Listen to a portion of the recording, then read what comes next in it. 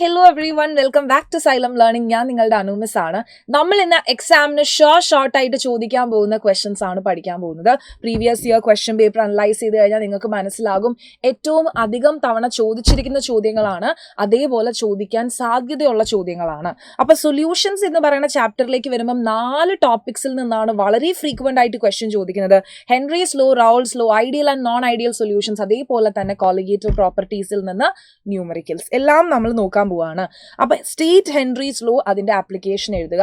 വളരെ ഫ്രീക്വന്റ് ആയിട്ട് ചോദിച്ചിരിക്കുന്ന ഒരു ചോദ്യമാണ് ഹെൻറീസ് ലോയും അതിന്റെ ആപ്ലിക്കേഷനും. അപ്പൊ ഹെൻറീസ് ലോ എന്ന് പറഞ്ഞാൽ നമുക്കറിയാം അല്ലെ, എന്താണ് ഹെൻറീസ് ലോ എന്ന് പറയുന്നത്? അതായത് കോൺസ്റ്റന്റ് ടെമ്പറേച്ചറിൽ, at constant temperature solubility of a gas in liquid is directly proportional to the pressure of the gas. Temperature constant ആക്കി വെക്കുമ്പം solubility is directly proportional to pressure. അതായത് partial pressure of the gas in vapor phase is directly proportional to എന്താണ്? Mole fraction ആണ്. P എന്ന് പറയുന്നത് KH into mole fraction of gas എന്ന് പറഞ്ഞ നമ്മൾ ഹെൻറീസ് ലോയുടെ മാത്തമാറ്റിക്കൽ റെപ്രസെൻറ്റേഷനും കൂടി എഴുതിയിട്ട് എന്ത് ചെയ്യുക? നിങ്ങൾ ഹെൻറീസ് ലോ സ്റ്റേറ്റ് ചെയ്ത് കൊടുക്കുക. ഇനി KH എന്താണ് എന്നും പറയാം. KH എന്താടാ? ഹെൻറീസ് ലോ കോൺസ്റ്റന്റ് ആണ്. അതെന്തിനെയാണ്? ഗ്യാസിന്റെ നേച്ചറിനെയാണ് ഡിപ്പെൻഡ് ചെയ്യുന്നത്. ഇത്രയും കാര്യങ്ങൾ എന്ത് ചെയ്യുക? പറഞ്ഞു കൊടുക്കുക. ഇനി ഒരു കാര്യം കൂടി നിങ്ങൾ ഓർത്തിരിക്കുക. KH കൂടുമ്പം സോളിബിലിറ്റി കുറയും. KHും സോളിബിലിറ്റിയും ഇൻവേഴ്സ്ലി പ്രൊപ്പോർഷണൽ ആണ് എന്നുള്ളൊരു കാര്യം കൂടി എന്ത് ചെയ്യുക? ഈ ഒരു അവസരത്തിൽ ഓർത്ത് വയ്ക്കുക. കാരണം വേണമെങ്കിൽ എന്ത് ചെയ്യാം? അതും ചോദിക്കാം അല്ലെ. KH ഒരുപാട് ഗ്യാസസിന്റെ KH വാല്യൂസ് തന്നിട്ട് നിങ്ങളുടെ അടുത്ത് ചോദിക്കും ആർക്കാണ് കൂടുതൽ സോല്യൂബിലിറ്റി എന്ന് ചോദിക്കും. അപ്പൊ KH കൂടിയവന് സോല്യൂബിലിറ്റി കുറവായിരിക്കും. KHും സോല്യൂബിലിറ്റിയും ഇൻവേഴ്സ്ലി പ്രൊപ്പോർഷണൽ ആണ് എന്നുള്ളൊരു കാര്യം ഓർത്ത് വയ്ക്കാം. അപ്പൊ ഹെൻറീസ് ലോ എങ്ങനെയാണെന്ന് സ്റ്റേറ്റ് ചെയ്യാനായിട്ട് നമ്മൾ പഠിച്ചു. At constant temperature solubility is directly proportional to എന്താണ്? പ്രഷർ ആണ് അല്ലെ. പ്രഷർ ഓഫ് ദ ഗ്യാസ് ആണ്. അതിന് നമ്മൾ എഴുതുന്നത് partial pressure is directly proportional to mole fraction. ഈ KH എന്ന് പറയുന്നത് ഹെൻറീസ് ലോ കോൺസ്റ്റന്റ് ആണ്. ഹെൻറീസ് ലോ കോൺസ്റ്റന്റും സോളിബിലിറ്റിയും ഇൻവേഴ്സ്ലി പ്രൊപ്പോർഷണൽ ആണ്. ഒരാളുടെ ഹെൻറീസ് ലോ കോൺസ്റ്റന്റ് വളരെ വലുതാണ് എന്ന് പറഞ്ഞു കഴിഞ്ഞാൽ അവന്റെ സോളിബിലിറ്റി വളരെ കുറച്ചാണ്, സോളിബിലിറ്റി ചെറുതാണ് എന്ന് നമുക്ക് പറയാൻ പറ്റും അല്ലെ. ലെസ് സോളിബിൾ ആണ് എന്ന് നമുക്ക് പറയാൻ പറ്റും. Okay, set. ഇനി application of Henry's law 3 application ആണ്. മോസ്റ്റ്ലി നിങ്ങളുടെ അടുത്ത് എന്ത് ചെയ്യും? പറയും അവർ റൈറ്റ് ടു ആപ്ലിക്കേഷൻ എന്ന് പറയും. ഇനിയിപ്പോൾ വെറുതെ ആപ്ലിക്കേഷൻസ് എന്ന് പറയുകയാണെങ്കിൽ അത് 3 മാർക്കിന്റെ ക്വസ്റ്റൻ ആണെങ്കിൽ 3 ആപ്ലിക്കേഷൻസും എഴുതി കൊടുക്കുക. 3 കാര്യങ്ങൾ നമ്മൾ പഠിക്കണം. എന്താണ്? നമ്മൾ സോഫ്റ്റ് ഡ്രിങ്ക്സിനെയും അതേപോലെ തന്നെ എന്താണ് സോഡ വാട്ടറിനെയും ഒക്കെ നമ്മൾ എന്ത് ചെയ്യും? ബോട്ടിൽ ഹൈ പ്രഷറിലാണ് സീൽ ചെയ്യുന്നത്. കാരണം എന്താണ്? കാർബൺ ഡൈ ഓക്സൈഡിന്റെ സോളിബിലിറ്റി കൂട്ടാൻ വേണ്ടിയിട്ട് നമ്മൾ എന്ത് ചെയ്യടാ? കാർബണേറ്റഡ് ഡ്രിങ്ക്സിന്റെ ബോട്ടിൽ ഹൈ പ്രഷറിൽ സീൽ ചെയ്ത് വെക്കും. അതാണ് ആദ്യത്തെ ആപ്ലിക്കേഷൻ എന്ന് പറയുന്നത്. ഇനി രണ്ടാമത്തെ ആപ്ലിക്കേഷൻ എന്ന് പറയുന്നത് സ്ക്യൂബ ഡൈവേഴ്സിലെ ബെൻറ്റ് ആണ്. അപ്പൊ നിങ്ങൾ തെറ്റിക്കരുത്. അനോക്സിയ മൗണ്ടൻ ക്ലൈംബേഴ്സിലും സ്ക്യൂബ ഡൈവേഴ്സിലെ ബെൻറ്റ് ആണ്. അപ്പൊ നിങ്ങൾ ആലോചിച്ചാൽ മതി, സ്ക്യൂബ ഡൈവിങ്ങിന് പോകുമ്പോൾ ഇവർ വലിയ ഓക്സിജൻ സിലിണ്ടർ ഒക്കെ കൊണ്ടാ പോകുന്നത്. അപ്പൊ അത് അങ്ങനെ കണക്ട് ചെയ്താൽ മതി. ഓക്സിജൻ സിലിണ്ടർ തൂക്കുമ്പോൾ എന്ത് പറ്റും? ഇവർക്ക് ഇങ്ങനെ ഒരു ബെൻഡ് വരും. അപ്പൊ സ്ക്യൂബ ഡൈവേഴ്സിലെ ബെൻഡ് എന്ന് പറയുന്നത് അടുത്ത ആപ്ലിക്കേഷൻ ആണ് ഹെൻറീസ് ലോയിലെ. അതായത് നമ്മൾ സ്ക്യൂബ ഡൈവിങ്ങിന് പോകുന്ന സമയത്ത് ഇവരെന്ത് ചെയ്യും? നമ്മുടെ സീയുടെ അടിത്തട്ടിലേക്ക് പോകും അല്ലെ. കടലിന്റെ അടിത്തട്ടിലേക്ക് പോകുമ്പം എന്ത് സംഭവിക്കടാ? പ്രഷർ കൂടും, ഹൈ പ്രഷർ ആയിട്ട് വരും, പ്രഷർ ഇൻക്രീസ് ചെയ്യും. അപ്പൊ ഈ ഇൻക്രീസ്ഡ് പ്രഷർ എന്ത് പറ്റും? പ്രഷർ കൂടുമ്പം അറ്റ്മോസ്ഫിയറിക് ഗ്യാസസിന്റെ സോളിബിലിറ്റി കൂടും. അപ്പൊ ഒരുപാട് അറ്റ്മോസ്ഫിയറിക് ഗ്യാസ് എന്ത് ചെയ്യും? നമ്മുടെ ബ്ലഡിലേക്ക് സോല്യൂബിൾ ആകും. അപ്പൊ ആ സമയത്ത് ഇവർ ഈ ബ്ലഡിലേക്ക് ഈ അറ്റ്മോസ്ഫിയറിക് ഗ്യാസ് ഒക്കെ സോല്യൂബിൾ ആയതിനു ശേഷം തിരിച്ച് സ്ക്യൂബ ഡൈവേഴ്സ് സർഫസിലേക്ക് വരികയാണ്. അപ്പൊ തിരിച്ച് സർഫസിലേക്ക് വരുമ്പോൾ എന്ത് പറ്റും? സോലിബിലിറ്റി ഓഫ് ഗ്യാസസ് കുറയും. എന്ത് ചെയ്യും? സോല്യൂബിൾ ആയിട്ടുള്ള ഗ്യാസുകൾ തിരിച്ചു വരും. അപ്പൊ ബ്ലഡിലേക്ക് സോല്യൂബിൾ ആകുന്നതിൽ നമ്മൾ കൊണ്ടുപോകുന്ന ഓക്സിജൻ സിലിണ്ടറിൽ ഓക്സിജൻ കൂടാതെ നൈട്രജനും ഉണ്ട്. അപ്പൊ ഈ നൈട്രജൻ ബ്ലഡിലേക്ക് സോല്യൂബിൾ ആയിട്ടുണ്ട്. അപ്പൊ നമ്മൾ വീണ്ടും തിരിച്ച് നമ്മുടെ സർഫസിലേക്ക് വരുമ്പം എന്ത് പറ്റും? ഈ നൈട്രജൻ ബബിൾസ് ആയിട്ട് തിരിച്ച് എന്ത് ചെയ്യും? നമ്മുടെ ബ്ലഡിൽ നൈട്രജന്റെ ബബിൾസിന്റെ ഫോർമേഷൻ ഉണ്ടാകും. അത് റപ്ചറൊക്കെ ആയി കഴിഞ്ഞാൽ എന്ത് പറ്റും? ഇത് കാപ്പിലറീസിനെ ബ്ലോക്ക് ചെയ്ത് അത് പൊട്ടുമൊക്കെ ചെയ്ത് കഴിഞ്ഞാൽ അത് വളരെ പെയിൻഫുൾ ആയിട്ടുള്ളൊരു കണ്ടീഷനാണ്. അതിനെയാണ് നമ്മൾ ബെൻഡ് എന്ന് വിളിക്കുന്നത്. അപ്പോൾ സ്ക്യൂബ ഡൈവേഴ്സിലെ ബെൻഡ് ആണ് എന്ത്? ഹെൻറീസ് ലോയുടെ അടുത്ത ആപ്ലിക്കേഷൻ എന്ന് പറയുന്നത്. ഓർത്തിരിക്കുക, ഞാൻ ഇത്രയും ഡീറ്റെയിൽ ആയിട്ട് പറഞ്ഞത് നിങ്ങൾക്ക് ഇത് ഓർമ്മ നിൽക്കാനാണ്. സ്ക്യൂബ ഡൈവേഴ്സിലെ ബെൻഡ്. ഇനി എങ്ങനെ ബെൻഡ് ഓവർകം ചെയ്യാം, എങ്ങനെ ബെൻഡ് അവോയ്ഡ് ചെയ്യാം എന്നൊരു ചോദ്യം ചോദിക്കും. അപ്പോൾ എന്ത് ചെയ്താൽ മതി? നമ്മളുടെ ബ്ലഡിലെ നൈട്രജന്റെ ഇങ്ങനെ കോൺസെൻട്രേഷൻ വരാതിരിക്കാൻ വേണ്ടിയിട്ട് നമ്മൾ എന്ത് ചെയ്യും? ഈ സ്ക്യൂബ ഡൈവേഴ്സ് യൂസ് ചെയ്യുന്ന ടാങ്കില്ലേ, ഈ സ്ക്യൂബ ഡൈവേഴ്സ് യൂസ് ചെയ്യുന്ന ടാങ്കിനെ നമ്മൾ എന്ത് ചെയ്യും എന്ന് ചോദിച്ചാൽ അതിൽ ഹീലിയം കൂടെ ആഡ് ചെയ്ത് കൊടുക്കും. 56.2% നൈട്രജനും 32.1% ഓക്സിജനും ബാക്കി എമൗണ്ടിൽ ഹീലിയം കൂടെ ആഡ് ചെയ്ത് കൊടുക്കും. ഹീലിയം ഇസ് ആൻ ഇനേർട്ട് ആയിട്ടുള്ള ഗ്യാസ് ആണ്. അപ്പം ആ ഒരു കാര്യം കൂടി ആലോചിച്ച് വെക്കുക. ബെൻഡ് അവോയ്ഡ് ചെയ്യാൻ വേണ്ടിയിട്ട് നമ്മൾ എന്ത് ചെയ്യും? ഹീലിയം കൂടി ആഡ് ചെയ്ത് കൊടുക്കും. ഓക്കെ, ഇനി anoxia in mountain climbers. Bend scuba ഡൈവേഴ്സിലാണ് പലപ്പോഴും കുട്ടികൾ എന്ത് ചെയ്യും? ഇത് തിരിച്ചെഴുതുന്നത് മിസ് കണ്ടിട്ടുണ്ട്. അതുകൊണ്ടാണ് ഞാൻ പിന്നെയും പറയുന്നത്. ഈ വലിയ ഓക്സിജൻ സിലിണ്ടർ തൂക്കുമ്പോൾ ഒരു ബെൻഡ് വന്നു എന്നുള്ള രീതിയിൽ നിങ്ങൾ ആലോചിച്ചാൽ മതി. അപ്പം സ്ക്യൂബ ഡൈവേഴ്സിലെ ബെൻഡും അനോക്സിയ ഇൻ മൗണ്ടെയിൻ ക്ലൈംബേഴ്സ് നേരെ ഓപ്പോസിറ്റാണ് നടക്കുന്നത്. നമ്മൾ മൗണ്ടെയിൻ ക്ലൈംബിങ്ങിന് പോവുകയാണെന്ന് വിചാരിക്കും. അപ്പോൾ മൗണ്ടെയിൻ ക്ലൈംബിങ്ങിന് പോകുമ്പോൾ എന്ത് സംഭവിക്കും? മുകളിലേക്ക് പോകും തോറും അല്ലെ, ഉയരം കൂടുന്തോറും എന്ത് പറ്റും? നമ്മളുടെ പ്രഷർ കുറയും അല്ലേ. അപ്പോൾ പ്രഷർ കുറയുന്ന സമയത്ത് ഹൈ ഓൾട്ടിറ്റ്യൂഡ്സിൽ പ്രഷർ കുറവാണ്. അപ്പം പ്രഷർ കുറയുമ്പോൾ നമുക്ക് എന്തു പറ്റും? ഓക്സിജൻ, ബ്ലഡിൽ അറിയുന്ന ഓക്സിജൻ്റെ സോല്യൂബിലിറ്റി കുറയും. അപ്പം നമുക്കറിയാം ഓക്സിജൻ നമുക്ക് ആവശ്യമുള്ള എമൗണ്ടിനേക്കാൾ കുറവാണ് കിട്ടുന്നതെങ്കിൽ നമുക്ക് എന്ത് പറ്റും? നമ്മൾ വീക്കാവും. നമുക്ക് നേരെ ചൊവ്വ എന്ത് ചെയ്യാൻ പറ്റില്ല? ചിന്തിക്കാനും ഒന്നും പറ്റില്ല. ആ ഒരു കണ്ടീഷനെയാണ് അനോക്സിയ എന്ന് വിളിക്കുന്നത്. അനോക്സിയ. അപ്പം സ്ക്യൂബ ഡൈവേഴ്സിലെ ബെൻഡും അനോക്സിയ ആൻഡ് മൗണ്ടൻ ക്ലൈംബേഴ്സും അതേപോലെ എന്താണ് കാർബണേറ്റഡ് ബീവറേജസ് ഒക്കെ നമ്മൾ എന്ത് ചെയ്യണം? ഹൈ പ്രഷറിലാണ് കാർബൺ ഡൈ ഓക്സൈഡ് സീൽ ചെയ്യുന്നത്, കാർബൺ ഡൈ ഓക്സൈഡിന്റെ സോളിബിലിറ്റി കൂട്ടാൻ വേണ്ടിയിട്ട്. അപ്പോൾ ഈ 3 ആപ്ലിക്കേഷൻസും എന്ത് ചെയ്യണം? എഴുതി കൊടുക്കണം. ഇനി ഇതാ അടുത്ത ചോദ്യം 2025 ചോദിച്ച ചോദ്യമാണ്. A solution of ethanol and water shows positive deviation why. നമുക്കറിയാം റൗൾസ് ലോ ഫോളോ ചെയ്യുന്ന ആളുകളെ നമ്മൾ എന്ത് വിളിക്കും?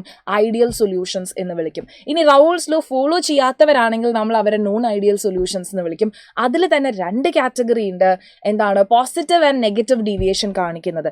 അപ്പോൾ എന്തുകൊണ്ടാണ് എത്തനോളും വാട്ടറും പോസിറ്റീവ് ഡീവിയേഷൻ കാണിക്കുന്നത് എന്നാണ് നമ്മളുടെ അടുത്ത് ചോദിക്കുന്നത്. അപ്പോൾ പോസിറ്റീവ് ഡീവിയേഷൻ കാണിക്കുന്ന ആളുകളുടെ പ്രത്യേകത എന്താണ് എന്ന് ചോദിച്ചു കഴിഞ്ഞാൽ, എത്തനോളിന്റെയും വാട്ടറിന്റെയും ഇന്ററാക്ഷൻ എങ്ങനെയാണ്? വീക്കർ ആണ് when we compare ethanol and water interaction. അപ്പൊ എത്തനോളിന്റെയും വാട്ടറിന്റെയും ഇന്ററാക്ഷൻ വീക്കർ ആയതുകൊണ്ടാണ് അവരെന്ത് കാണിക്കുന്നത്? Positive deviation from Raoult's law കാണിക്കുന്നത്. കണ്ടോ? weaker force of attraction between ethanol and water compared to ethanol and water interaction. Thus it shows positive deviation from Raoult's law. അപ്പോൾ weaker ആകുന്നു, അതുകൊണ്ട് എന്ത് സംഭവിക്കും? അവരുടെ പാർഷ്യൽ പ്രഷർ കൂടുന്നു. അങ്ങനെയാണ് അവരെന്ത് ചെയ്യുന്നത്? Positive deviation from Raoult's law കാണിക്കുന്നത്. അടുത്ത ചോദ്യം നോക്കിക്കേ. Represent graphically the positive and negative deviations. Non ideal solutions കാണിക്കുന്ന positive and negative deviation graphically കാണിക്കാനാണ് പറഞ്ഞിരിക്കുന്നത്. അപ്പം നമുക്കറിയാം ഐഡിയൽ ആണെങ്കിൽ ഈ ഡോട്ടഡ് ലൈനിലാണ് നമ്മുടെ ഗ്രാഫ് വരേണ്ടത്. ഇനി പോസിറ്റീവ് ഡീവിയേഷൻ ആണ് കാണിക്കുന്നത് എങ്കിൽ നമ്മൾ എന്ത് ചെയ്യണം? ഇങ്ങനെ മുകളിലേക്ക് ഗ്രാഫ് വരച്ചു കൊടുക്കണം അല്ലേ. നെഗറ്റീവ് ഡീവിയേഷൻ ആണ് കാണിക്കണമെങ്കിൽ എന്ത് ചെയ്യണം? ഇങ്ങനെ താഴത്തേക്ക് ഗ്രാഫ് വരച്ചു കൊടുക്കണം. സിമ്പിളായിട്ട് നമുക്ക് വരയ്ക്കാൻ പറ്റിയ ഒരു ഗ്രാഫാണ് റൗൾസ് ലോയുടെ ഗ്രാഫ് എന്ന് പറയുന്നത്. ഒന്നുമില്ല, വളരെ സിമ്പിളാണ്. അപ്പോൾ ആ ഒരു ഗ്രാഫ് എന്ത് ചെയ്യുക? നിങ്ങളൊന്ന് നോട്ട് ചെയ്ത് വെക്കുക. പോസിറ്റീവ് ഡീവിയേഷനും നെഗറ്റീവ് ഡീവിയേഷൻ്റെയും ഗ്രാഫ് നോട്ട് ചെയ്ത് വെക്കുക. എന്താണെങ്കിലും എക്സാമിന് ചോദിക്കും. ഇനി അടുത്തത് ഫ്രീക്വൻ്റ്ലി ചോദിക്കുന്ന ഒരു ചോദ്യമാണ്. വാൻ ഹോഫ് ഫാക്ടർ എന്താണ്? കോളിഗേറ്റീവ് പ്രോപ്പർട്ടി എന്താണ്? കോളിഗേറ്റീവ് പ്രോപ്പർട്ടി എന്ത് ചെയ്യുക? ലിസ്റ്റ് ചെയ്യുക എന്നൊക്കെ പറഞ്ഞിട്ട്. അപ്പോൾ വാൻ ഹോഫ് ഫാക്ടർ എന്താണ് എന്ന് ചോദിച്ചു കഴിഞ്ഞാൽ എന്താണ്? നമുക്ക് 3 ഡെഫിനിഷൻ പറയാൻ പറ്റും. Normal molar mass divided by abnormal molar mass. Normal molar mass divided by abnormal molar mass. അല്ലെങ്കിൽ നമുക്ക് എന്ത് പറയാം? Observed colligative property divided by calculated colligative property. അല്ലെങ്കിൽ നമുക്ക് ഒരു എന്താ പറയുക ഡെഫിനിഷനും കൂടി പറയാം. Total number of particles after association or dissociation by before അല്ലേ. അപ്പോൾ ആഫ്റ്റർ ബൈ ബിഫോർ ആണ്, അത് ശ്രദ്ധിക്കണം. ആഫ്റ്റർ ഡിവൈഡഡ് ബൈ ബിഫോർ ആണ് അല്ലേ. അത് ചിലപ്പം എന്താണ് സ്റ്റുഡൻസ് തിരിച്ചെഴുതുന്നത് മിസ് കണ്ടിട്ടുണ്ട്. അപ്പോൾ എന്ത് ചെയ്യുക? അങ്ങനെ തെറ്റിച്ചെഴുതരുത്. ആഫ്റ്റർ കഴിഞ്ഞതിന് ശേഷം, അത് കഴിഞ്ഞാണ് ബിഫോർ. അപ്പം നിങ്ങൾ ഇങ്ങനെ ആലോചിച്ചാൽ മതി. എ കഴിഞ്ഞതിന് ശേഷം അല്ലേ ബി വരുന്നത് അല്ലേ. അപ്പം ആഫ്റ്റർ അത് കഴിഞ്ഞാണ് എന്ത് വരുന്നത്? ബിഫോർ. അപ്പോൾ തെറ്റിക്കാതെ എ ബി സി ഡിയിൽ പറയുമ്പം എ കഴിഞ്ഞല്ലേ ബി വരുന്നത്. അപ്പോൾ ആഫ്റ്റർ ബൈ ബിഫോർ എന്ന് നമുക്ക് എന്ത് ചെയ്യാം? ഓർത്തിരിക്കാനായിട്ട് പറ്റും. അപ്പോൾ ഇനി അടുത്തത് കോളിഗേറ്റീവ് പ്രോപ്പർട്ടിയുടെ എന്താണ്? ലിസ്റ്റ് ചെയ്യാൻ പറഞ്ഞിട്ടുണ്ട്. 4 കോളിഗേറ്റീവ് പ്രോപ്പർട്ടി ആണുള്ളത്. അവിടെയും നിങ്ങൾ വരുത്തുന്ന ഒരു മിസ്റ്റേക്ക് ഞാൻ പറഞ്ഞുതരാം. കോളിഗേറ്റീവ് പ്രോപ്പർട്ടി എഴുതുമ്പം നിങ്ങൾ എങ്ങനെയാണ് എഴുതേണ്ടതടാ? Relative lowering of vapour pressure എന്നാണ്. വേപ്പർ പ്രഷർ ഒരു കോളിഗേറ്റീവ് പ്രോപ്പർട്ടി അല്ല. വേപ്പർ പ്രഷറിന്റെ റിലേറ്റീവ് ലോവറിംഗ് ഒരു കോളിഗേറ്റീവ് പ്രോപ്പർട്ടിയാണ്. അപ്പോൾ എഴുതുമ്പോൾ അപ്പോൾ കറക്റ്റായിട്ട് തന്നെ എഴുതി കൊടുക്കണം. Relative lowering of vapour pressure അതൊരു കോളിഗേറ്റീവ് പ്രോപ്പർട്ടി ആണ്. ഇനി എന്താണ് elevation in boiling point. Boiling point ഒരു കോളിഗേറ്റീവ് പ്രോപ്പർട്ടി അല്ല. ബോയിലിംഗ് പോയിന്റിന്റെ എലിവേഷൻ എന്ന് പറയുന്നത് എന്താണ്? ഒരു കോളിഗേറ്റീവ് പ്രോപ്പർട്ടി ആണ്. Elevation in boiling point is a colligative property. Freezing point ഒരു കോളിഗേറ്റീവ് പ്രോപ്പർട്ടി അല്ല. ഡിപ്രഷൻ, ആർക്കാണ് ഡിപ്രഷൻ വന്നത്? ഫ്രീസിംഗ് പോയിന്റിന്റെ depression is a colligative property. Osmotic pressure എങ്ങനെയാണ്? ഒരു കോളിഗേറ്റീവ് പ്രോപ്പർട്ടിയാണ്. അപ്പൊ ശ്രദ്ധിക്കണം, relative lowering of vapour pressure, elevation in boiling point, depression in freezing point, osmotic pressure, ഇങ്ങനെ 4 കോളിഗേറ്റീവ് പ്രോപ്പർട്ടീസ് ആണ് ഉള്ളത്. എഴുതി കൊടുക്കുമ്പോൾ പലപ്പോഴും സ്റ്റുഡൻസ് എന്ത് ചെയ്യും? Vapour pressure, boiling point, freezing point, osmotic pressure എന്ന് പറഞ്ഞ് കോളിഗേറ്റീവ് പ്രോപ്പർട്ടി ലിസ്റ്റ് ചെയ്യുമ്പോൾ നിങ്ങൾക്ക് 1 മാർക്കേ കിട്ടുള്ളൂ. കാരണം osmotic pressure is a colligative property. ബാക്കി എഴുതുമ്പോൾ എങ്ങനെ എഴുതണം? വേപ്പർ പ്രഷറിന്റെ റിലേറ്റീവ് ലോവറിംഗ്, എന്താണ് ബോയിലിംഗ് പോയിന്റിന്റെ എലിവേഷൻ ആൻഡ് ഫ്രീസിംഗ് പോയിന്റിന്റെ ഡിപ്രഷൻ. ഇതേപോലെ തന്നെ എന്ത് ചെയ്യണം? എഴുതണം. ഇല്ലെങ്കിൽ എന്ത് പറ്റും? അത് തെറ്റാണ്. ഓക്കെ, അപ്പൊ കോളിഗേറ്റീവ് പ്രോപ്പർട്ടീസ് 4 നമ്മൾ ലിസ്റ്റ് ചെയ്തു. ഇനി ഓരോ കോളിഗേറ്റീവ് പ്രോപ്പർട്ടീസിൽ നിന്നുള്ള ക്വസ്റ്റ്യൻസ്, ന്യൂമറിക്കൽ ക്വസ്റ്റ്യൻസും കൂടി ചെയ്യാൻ പഠിച്ചാൽ ഈ ഒരു ചാപ്റ്റർ സെറ്റ് ആണ്. അപ്പൊ അടുത്ത ചോദ്യത്തിലും കണ്ടോ, ഡിഫൈൻ വാൻ ഹോഫ് ഫാക്ടർ എന്നുള്ളതാണ് ആദ്യത്തെ ചോദ്യം. ഇനി നമുക്ക് എന്ത് ചെയ്യാം? അടുത്ത ന്യൂമറിക്കൽ ക്വസ്റ്റ്യൻ നോക്കാം. A solution is prepared by dissolving 25 milligrams of K2SO4 in water to get 2 liters of solution at 25 degrees Celsius. അപ്പോൾ ഇങ്ങനെ വെറുതെ ചോദ്യം വായിച്ചു പോയാൽ നമുക്കൊന്നും കണക്റ്റ് ആവില്ല. എന്ത് ചെയ്യുക? ചോദ്യം വായിക്കുന്നതിൻ്റെ കൂടെ തന്നെ നമുക്ക് എഴുതി പോകാം. അപ്പോൾ ഇവിടെ നോക്കാം, K2SO4 ആണ്. അത് എത്ര മില്ലിഗ്രാംസ് ഉണ്ട്? 24 milligrams ഉണ്ട്. എന്താണ് കണ്ടുപിടിക്കേണ്ടതെന്നൊന്ന് നോക്കണം. നോക്കുക, കാൽക്കുലേറ്റ് ഇറ്റ്സ് ഓസ്മോട്ടിക് പ്രഷർ. അപ്പോൾ നമുക്ക് ഓസ്മോട്ടിക് പ്രഷർ കണ്ടുപിടിക്കണമെങ്കിൽ അതിൻ്റെ ഇക്വേഷൻ നമുക്കറിയാം. ഓസ്മോട്ടിക് പ്രഷറിൻ്റെ ഇക്വേഷൻ നമുക്ക് എഴുതുകയാണെങ്കിൽ πV is equal to I into nRT. I എന്ന് പറയുന്നത് എന്താ? വാൻ ഹോഫ് ഫാക്ടർ ആണ് അല്ലേ? അപ്പോൾ നമുക്ക് ആദ്യം തന്നെ വാൻ ഹോഫ് ഫാക്ടർ കണ്ടുപിടിക്കാം. വാൻ ഹോഫ് ഫാക്ടർ കണ്ടുപിടിക്കുന്ന സമയത്ത് നമുക്കറിയാം, ഇവിടെ നമുക്ക് തന്നിരിക്കുന്ന ആൾ ആരാടാ? K2SO4 ആണ് അല്ലേ? K2SO4 എങ്ങനെയാണ് സ്പ്ലിറ്റ് ആവുന്നത് എന്ന് ചോദിച്ചാൽ 2K+ ആയിട്ടും SO4 2- ആയിട്ടുമാണ് സ്പ്ലിറ്റ് ആവുന്നത് അല്ലേ? അപ്പം നമുക്കറിയാം ആഫ്റ്റർ ഡിസോസിയേഷൻ ഇതിൻ്റെ നമ്പർ ഓഫ് മോൾസ് എത്രയാണ്? നമ്മൾ വാൻ ഹോഫ് ഫാക്ടർ എഴുതുകയാണെങ്കിൽ ഡിസോസിയേറ്റ് ചെയ്തതിന് ശേഷം ഇതിൻ്റെ നമ്പർ ഓഫ് മോൾസ് എന്ന് പറഞ്ഞാൽ 2+1, അതായത് 3 ആണ് ഡിസോസിയേഷന് ശേഷം നമ്പർ ഓഫ് മോൾസ്. ഡിസോസിയേഷന് മുമ്പ് നമ്പർ ഓഫ് മോൾസ് എത്രയാണ്? ഡിസോസിയേഷന് മുമ്പ് നമ്പർ ഓഫ് മോൾസ് 1 ആണ്. അപ്പോൾ 3/1 ദാറ്റ് ഇസ് ഈക്വൽ ടു 3. അപ്പോൾ വാൻ ഹോഫ് ഫാക്ടർ നമുക്ക് എന്ത് കിട്ടി? 3 എന്ന് കിട്ടി. ഇനി വോളിയം ചോദ്യത്തിൽ തന്നിട്ടുണ്ടോ? യെസ്, 2 ലിറ്റർ എന്ന് പറഞ്ഞ് വോളിയം തന്നിട്ടുണ്ട്. സന്തോഷം. ഇനി നമുക്ക് എന്താ അറിയണം? നമ്പർ ഓഫ് മോൾസ് കണ്ടുപിടിക്കണം അല്ലേ? അപ്പോൾ നമ്പർ ഓഫ് മോൾസ് എന്ന് പറഞ്ഞാൽ നമുക്കറിയാം K2SO4 25 milligrams ഉണ്ട്. അപ്പം ഇവിടെ നിങ്ങളെ തെറ്റിക്കാൻ തന്നിരിക്കുന്ന ഒരാളാണ് മില്ലി എന്നുള്ളത് അല്ലേ? 2025 ചോദിച്ച ചോദ്യമാണ്. അപ്പോൾ ഇതേപോലത്തെ ചോദ്യം നമുക്ക് എന്ത് ചെയ്യാം? ഇംപ്രൂവ്മെന്റിനും പ്രതീക്ഷിക്കാം. മില്ലി എന്ന് പറയുമ്പോൾ എന്ത് വരണം? ഇൻറ്റു 10⁻³ grams എന്ന് വരണം. പലരും എന്ത് ചെയ്യും? ഈ മില്ലിഗ്രാംസിനെ മില്ലി എന്നുള്ളത് ശ്രദ്ധിക്കാണ്ട് ഗ്രാം ആയിട്ട് ട്രീറ്റ് ചെയ്യും. ഇനി നമ്പർ ഓഫ് മോൾസ് എന്ന് പറയുമ്പോൾ തന്നിരിക്കുന്ന മാസ് ഡിവൈഡഡ് ബൈ K2SO4ന്റെ molar mass that is equal to 1742 ആണ് അല്ലേ? 1742 നമ്പർ ഓഫ് മോൾസ് കിട്ടി. ആറിൻ്റെ വാല്യൂ തന്നിട്ടുണ്ട്. ടെമ്പറേച്ചർ എത്രയാണ്? Temperature is equal to 25 degree Celsius ആണ്. 25 + 273 that is equal to 293 Kelvin, 298 Kelvin എന്ന് പറഞ്ഞിട്ട് നമുക്ക് എന്ത് കിട്ടും? ടെമ്പറേച്ചർ കിട്ടും. ടെമ്പറേച്ചറിനെ കെൽവിൻ സ്കെയിലിലേക്ക് മാറ്റാനും എന്ത് ചെയ്യരുത്? മറക്കരുത്. അപ്പോൾ ഇവിടെ എന്ത് ചെയ്താൽ മതി? ഇനി നമുക്ക് പൈ കണ്ടുപിടിച്ചാൽ മതി. Pi is equal to I into N into R into T divided by volume. അപ്പോൾ ഐയുടെ വാല്യൂ 3 ആണ്. എന്നിൻ്റെ വാല്യൂ എത്രയാ?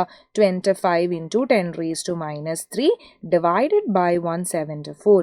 വോളിയം എത്രയാ? 2 ആണ്. ആർ എത്രയാടാ? 0.0821 ആണ്. ടെമ്പറേച്ചർ എത്രയാ? 298 ആണ്. എല്ലാം കൂടെ സബ്സ്റ്റിറ്റ്യൂട്ട് ചെയ്യുമ്പം നമുക്ക് എന്ത് കിട്ടും? അറ്റ്മോസ്ഫിയേഴ്സിൽ. അതെങ്ങനെ മനസ്സിലായി മിസ്? അറ്റ്മോസ്ഫിയേഴ്സിലാണ് കിട്ടുന്നതെന്ന്. ആറിൻ്റെ യൂണിറ്റ് നോക്കുക, അത് അറ്റ്മോസ്ഫിയേഴ്സിലല്ലേ? അപ്പോൾ അതേ യൂണിറ്റിൽ തന്നെയാണ് നമുക്ക് എന്ത് കിട്ടുക? ഓസ്മോട്ടിക് പ്രഷർ കിട്ടുന്നത്. അപ്പോൾ അറ്റ്മോസ്ഫിയേഴ്സിൽ നമുക്ക് പൈയുടെ വാല്യൂ കിട്ടും. നിങ്ങൾക്ക് ഈസിയാണ്. എന്ത് ചെയ്താൽ മതി? കാൽക്കുലേറ്ററിൽ നിങ്ങൾക്ക് എന്ത് ചെയ്താൽ മതി? എല്ലാം കൂടെ ടൈപ്പ് ചെയ്ത് കൊടുത്താൽ മതി. അപ്പോൾ 3 × 25 × 10⁻³ ഇൻറ്റു എത്ര വരും? 0.0821 ഇൻറ്റു 298 ഡിവൈഡഡ് ബൈ 2 × 174 ചെയ്ത് കഴിഞ്ഞാൽ നമുക്ക് ആൻസർ കിട്ടും 5.27 5.27 into 10 raised to -3 എന്ന് പറഞ്ഞിട്ട് നമുക്ക് ആൻസർ കിട്ടും. ഓക്കെ, സെറ്റ് ആണല്ലോ. അപ്പോൾ ഇങ്ങനെയാണ് നമുക്ക് എന്ത് ചെയ്യേണ്ടത്. ഇപ്പം നമ്മൾ ചെയ്ത ക്വസ്റ്റ്യൻ എന്തായിരുന്നു? ഇപ്പം നമ്മൾ ചെയ്ത ക്വസ്റ്റ്യൻ എന്ന് പറയുന്നത് ഓസ്മോട്ടിക് പ്രഷർ എന്ന് പറയുന്ന കോളിഗേറ്റീവ് പ്രോപ്പർട്ടിയുടെ ക്വസ്റ്റ്യൻ ആണ്. നെക്സ്റ്റ് നമുക്ക് അടുത്ത ചോദ്യം നോക്കാം, അടുത്ത കോളിഗേറ്റീവ് പ്രോപ്പർട്ടിയുടെ. അപ്പം നമുക്ക് നെക്സ്റ്റ് നോക്കാം റിലേറ്റീവ് ലോവറിംഗ് ഓഫ് വേപ്പർ പ്രഷറിൽ നിന്നുള്ളൊരു ചോദ്യമാണ് നോക്കുന്നത്. Find the relative lowering of vapour pressure of the solution containing 0.5 moles of glucose dissolved in 55.5 moles of water. അപ്പോൾ relative lowering of vapour pressure, relative lowering of vapour പ്രഷറിനെ നമുക്ക് എങ്ങനെ എഴുതാം? Relative lowering of vapour pressure എന്തിന് equal ആടാ? Which is equal to mole fraction അല്ലെ, സൊല്യൂട്ടിന്റെ mole fraction ആണ്, അതായത് ഗ്ലൂക്കോസിന്റെ മോൾ ഫ്രാക്ഷൻ ആണ് നമ്മൾ പഠിച്ചിട്ടുണ്ട്. അപ്പൊ ഇവിടെ ഗ്ലൂക്കോസിന്റെ മോൾ ഫ്രാക്ഷന് വേണ്ടിയിട്ട് നമുക്ക് ഡയറക്ട്ലി നമ്പർ ഓഫ് മോൾസ് തന്നിട്ടുണ്ട്. എത്ര ഗ്ലൂക്കോസ് ഉണ്ട്? 0.5 moles ഓഫ് ഗ്ലൂക്കോസ് ഉണ്ട് അല്ലെ. മോൾ ഫ്രാക്ഷൻ ഓഫ് ഗ്ലൂക്കോസ് എന്ന് പറഞ്ഞാൽ number of moles of glucose divided by total number of moles. അപ്പോൾ 0.5 plus 55.5 that is equal to 0.5 divided by 56 എന്ന് വരും അല്ലെ, വിച്ച് ഇസ് ഈക്വൽ ടു എത്ര വരും? 0.5 divided by 56 which is equal to നമുക്ക് വരുന്നത് 8.9 into 10 raised to -3 എന്ന് പറഞ്ഞിട്ട് relative lowering of vapour pressure കിട്ടും. അപ്പം അതാണ് നമ്മളുടെ ആൻസർ എന്ന് പറയുന്നത്. അപ്പോൾ കണ്ടോ, ഒരു മാർക്കിന് ചോദിച്ച ക്വസ്റ്റൻ ആണ്. ഇതേ ചോദ്യം തന്നെ എന്ത് ചെയ്യാം? നമുക്ക് നമ്പർ ഓഫ് മോൾസ് ഓഫ് ഗ്ലൂക്കോസും വാട്ടറും ഒക്കെ കാൽക്കുലേറ്റ് ചെയ്ത് നമ്മൾ കണ്ടുപിടിക്കുന്നത് പോലെ അവരെന്ത് ചെയ്യും? നിങ്ങൾക്ക് 3 മാർക്ക് ക്വസ്റ്റൻ ആയിട്ട് തരും. അപ്പോൾ അവിടെ നമ്മൾ എന്ത് ചെയ്യൂടാ? ഗ്ലൂക്കോസിൻ്റെയും വാട്ടറിൻ്റെയൊക്കെ നമ്പർ ഓഫ് മോൾസ് കണ്ടുപിടിക്കാനുള്ള ഡാറ്റ അവർ തരും. ഓക്കെ, അപ്പോൾ എപ്പോഴും എന്ത് ചെയ്യുക? കോളിഗേറ്റീവ് പ്രോപ്പർട്ടീസിൽ നിന്ന് വരുന്ന ചോദ്യങ്ങൾ വളരെ ഈസി ആണ് എന്ന് മനസ്സിലാക്കുക. ക്വസ്റ്റ്യൻസ് കണ്ട് പേടിക്കേണ്ട ആവശ്യമൊന്നുമില്ല. വളരെ ഈസി ആയിട്ട് നമുക്ക് സോൾവ് ചെയ്യാൻ പറ്റുന്ന ക്വസ്റ്റ്യൻ ആയിരിക്കും കോളിഗേറ്റീവ് പ്രോപ്പർട്ടിയിൽ നിന്ന് വരിക കേട്ടോ. അപ്പോൾ അതൊന്ന് ആലോചിച്ച് വെക്കാം. ഇനി നമുക്ക് അടുത്തത് നോക്കേണ്ടത് എന്താ? അടുത്ത ചോദ്യം അല്ലേ, വാട്ട് ആർ കോളിഗേറ്റീവ് പ്രോപ്പർട്ടീസ്. അടുത്തത് എന്താണ്? എലിവേഷൻ ഇൻ ബോയിലിംഗ് പോയിന്റിന്റെ ഒരു ചോദ്യമാണ് അല്ലേ. അപ്പോൾ എലിവേഷൻ ഇൻ ബോയിലിംഗ് പോയിന്റ് കണ്ടോ, പൊതുവേ എന്ത് ചെയ്യുക? 3 മാർക്കിനാണ് കോളിഗേറ്റീവ് പ്രോപ്പർട്ടീസിൽ നിന്ന് ക്വസ്റ്റ്യൻസ് ചോദിക്കുക. അപ്പോൾ the boiling point of benzene നമുക്ക് തന്നിട്ടുണ്ട്. When 1.8 grams of a non-volatile solute is dissolved in, അപ്പോൾ നമുക്കറിയാം ബെൻസീനിന്റെ ബോയിലിംഗ് പോയിന്റ് തന്നിട്ടുണ്ട്. അപ്പോൾ നമുക്കറിയാം അതിനെ ഞാനിപ്പോൾ T0B എന്ന് എഴുതുകയാണ്. അതായത് പ്യുവർ ആയിട്ടുള്ള ബോയിലിംഗ് പോയിന്റ് ആണല്ലോ. 353.23 കെൽവിൻ ആണ് ബെൻസീൻ്റെ ബോയിലിംഗ് പോയിന്റ്. ബോയിലിംഗ് പോയിന്റ് കൂടി അത് TB ആയിട്ട് മാറി. That is equal to 354.11 Kelvin ആയിട്ട് മാറി എന്ന് പറഞ്ഞു. ഇതിൽ നിന്ന് നമുക്ക് എന്ത് കണ്ടുപിടിക്കാടാ? ഡെൽറ്റ TB കണ്ടുപിടിക്കാം. Delta TB is equal to 354.11 minus 353.23 അല്ലേ. എലിവേഷൻ ഇൻ ബോയിലിംഗ് പോയിന്റ് ആണ് നമ്മൾ കണ്ടുപിടിക്കുന്നത്. 354.11 നിന്ന് 353.23 കുറച്ച് കഴിഞ്ഞാൽ you will get elevation in boiling point that is 0.88 Kelvin എന്ന് പറഞ്ഞ് എലിവേഷൻ ഇൻ ബോയിലിംഗ് പോയിന്റ് കിട്ടി. ഇനി നമുക്കറിയാം elevation in boiling point which is equal to KB into molality എന്നാണ് ഇക്വേഷൻ അല്ലേ.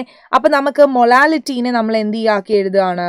മൊളാലിറ്റിയുടെ ഇക്വേഷൻ നമ്മൾ എഴുതുകയാണെങ്കിൽ WB divided by MB into WA അല്ലേ. Number of moles of solute divided by weight of the solvent in kilograms എന്നാണ് മൊളാലിറ്റിയുടെ definition എന്ന് പറയുന്നത് അല്ലേ. അപ്പോൾ ഇവിടെ നമ്മളുടെ അടുത്ത് ചോദിച്ചിരിക്കുന്നത് എന്താ? Molar mass of the solute, അതായത് MB എത്രയാണ് എന്നാണ് നമുക്ക് കണ്ടുപിടിക്കേണ്ടത്. സൊല്യൂട്ടിന്റെ മോളാർ മാസ് നമുക്ക് കണ്ടുപിടിക്കണം. ബാക്കി എല്ലാ ഡാറ്റയും തന്നിട്ടുണ്ട്. KBയുടെ വാല്യൂ തന്നിട്ടുണ്ട്. WB എത്രയാണ് നോൺ വോളറ്റൈൽ സൊല്യൂട്ട് ഉള്ളത്? 1.8 grams ആണ്. WA എന്ന് പറയുന്നത് എത്രയാണ്? 90 grams ഓഫ് ബെൻസീനിലാണ് ഡിസോൾവ് ചെയ്തിരിക്കുന്നത്. 90 gram ആണ്. അതിനെ കിലോഗ്രാമിലേക്ക് ആക്കണമെങ്കിൽ എന്ത് ചെയ്യണം? ഡിവൈഡഡ് ബൈ 1000 ചെയ്യണം. അപ്പോഴാണ് കിലോഗ്രാമിലേക്ക് ആവുന്നത്. കിലോഗ്രാമിലേക്ക് ആക്കാനായിട്ട് മറന്നു പോകരുത്. ബേസിക്കലി എന്ത് ചെയ്യും? നിങ്ങളൊക്കെ കിലോഗ്രാമിലേക്ക് ആക്കാൻ മറന്നു, എന്നിട്ട് പറയും അയ്യോ മിസ് എനിക്ക് വളരെ ഒരു ചെറിയ ആൻസറാണ് കിട്ടിയതെന്ന് പറയും. അപ്പോൾ കിലോഗ്രാമിലേക്ക് ആക്കാൻ ഒരിക്കലും മറന്നു പോകരുത്. അപ്പോൾ ഇതിൽ നിന്ന് നമുക്ക് MBയുടെ ടേംസിൽ ഇക്വേഷൻ എഴുതാം അല്ലേ. MB is equal to എന്ത് വരും? MB is equal to KB into WB divided by WA into delta TB, which is equal to 2.53 into WB എന്ന് പറയുന്നത് 1.8 ആണ്. ഡിവൈഡഡ് ബൈ WA എന്ന് പറയുന്നത് എത്രയാടാ? 19 ഡിവൈഡഡ് ബൈ 1000 ആണ്. ഇനി ഡെൽറ്റ TB എന്ന് പറയുന്നത് 0.88 ആണ്. ഇതിൽ നിന്ന് നമുക്ക് MB കിട്ടും, which is equal to just substitute ചെയ്ത് കൊടുത്താൽ മതി അല്ലേ. 2.53 ഇൻറ്റു 1.8 ഇൻറ്റു 1000 ഡിവൈഡഡ് ബൈ എത്രയാ 0.88 ഇൻറ്റു 90 ചെയ്ത് കഴിഞ്ഞാൽ നമുക്ക് ആൻസർ കിട്ടി. എത്രയാ 57.5 എന്ന് പറഞ്ഞു കിട്ടി അല്ലേ. 57.5 ഗ്രാംസ് പെർ മോൾ എന്ന് പറഞ്ഞിട്ട് നമുക്ക് ആൻസർ കിട്ടി. യെസ് അല്ലേ. അങ്ങനെയാണെങ്കിൽ നമുക്ക് അടുത്ത ചോദ്യത്തിലേക്ക് പോവാം അല്ലെ. നമ്മുടെ കാൽക്കുലേഷൻ ശരിയല്ലായിരുന്നു. 2.53 into 1.8 into 1000 divided by 0.88 into 90. Yes 57.5 grams per mole എന്ന് പറഞ്ഞിട്ട് നമുക്ക് എന്ത് കിട്ടി? ആൻസർ കിട്ടി. അങ്ങനെയാണെങ്കിൽ നമുക്ക് അടുത്ത ക്വസ്റ്റ്യനിലേക്ക് പോവാം. നമ്മളുടെ അടുത്ത കോളിഗേറ്റീവ് പ്രോപ്പർട്ടിയിൽ നിന്ന് ചോദിക്കുന്ന ചോദ്യമാണ്. നമ്മളിപ്പോൾ 3 കോളിഗേറ്റീവ് പ്രോപ്പർട്ടി എന്നുള്ള ന്യൂമറിക്കൽ ക്വസ്റ്റ്യൻസ് നോക്കി. 4ാമത്തെ കോളിഗേറ്റീവ് പ്രോപ്പർട്ടിയാണ് എന്ത്? Depression in freezing point. ഇവിടെ നോക്കിക്കേ, 0.4 grams of non electrolyte dissolved in 20 grams. അപ്പം നമുക്കറിയാം നോൺ ഇലക്ട്രോലൈറ്റ് ആണ്. WB is equal to 0.4 grams ആണ്. 20 ഗ്രാംസ് ഓഫ് ബെൻസീൻ ആണ്. WA is equal to 20 gram ആണ്. അതിനെ കിലോഗ്രാമിലേക്കാക്കാൻ ഞാൻ ഡിവൈഡഡ് ബൈ 1000 ചെയ്തു. എപ്പോഴും അത് ആലോചിക്കാം, എന്താണ് കിലോഗ്രാമിലേക്ക് ആക്കണം മൊളാലിറ്റി കണ്ടുപിടിക്കാൻ. ഇനി എന്താ ഡെൽറ്റ TF അല്ലെ, freezing point, depression in freezing point നമുക്ക് തന്നിട്ടുണ്ട് 0.75 കെൽവിൻ ആണ്. കണ്ടോ, lowers its freezing point by, അതായത് ഡിപ്രഷൻ ഇൻ ഫ്രീസിംഗ് പോയിന്റ്. അതായത് പിന്നെന്താ TF അല്ലെ, KF നമുക്ക് തന്നിട്ടുണ്ട്. ഡിപ്രഷൻ അല്ലെ, ഫ്രീസിംഗ് പോയിന്റ് ഡിപ്രഷൻ കോൺസ്റ്റന്റ് 5.12 ആണെന്ന് തന്നിട്ടുണ്ട്. Molar mass of the solute, അതായത് MB എത്രയാണ് എന്നാണ് ചോദിച്ചിരിക്കുന്നത്. നേരത്തെ പോലത്തെ സിമിലർ ആയിട്ടുള്ള ക്വസ്റ്റ്യൻ ആണ് ഇത്. എന്താണ് ഡിഫറൻസ് എന്ന് ചോദിച്ചു കഴിഞ്ഞാൽ delta TF is equal to KF into molality. Molality എന്ന് പറഞ്ഞു കഴിഞ്ഞാൽ WB divided by MB into WE അല്ലേ. യെസ്. അപ്പോൾ ഇവിടെ നോക്കിക്കഴിഞ്ഞാൽ MB കണ്ടുപിടിക്കണമെങ്കിൽ MB is equal to KF into WB divided by WA into delta TF which is equal to 5.12 into 0.4 divided by 20 into 1000 into delta TF എത്രയാണ്? 0.75 ആണ്. So നമുക്ക് MBയുടെ value എത്ര കിട്ടും? വെറുതെ ഒന്ന് സബ്സ്റ്റിറ്റ്യൂട്ട് ചെയ്ത് കൊടുത്താൽ മാത്രം മതി. 5.12 into 0.4 into 1000 divided by 20 into 0.75 നമുക്ക് ആൻസർ കിട്ടും, which is equal to 136.5 grams per mole എന്ന് പറഞ്ഞിട്ട് നമുക്ക് ആൻസർ കിട്ടി.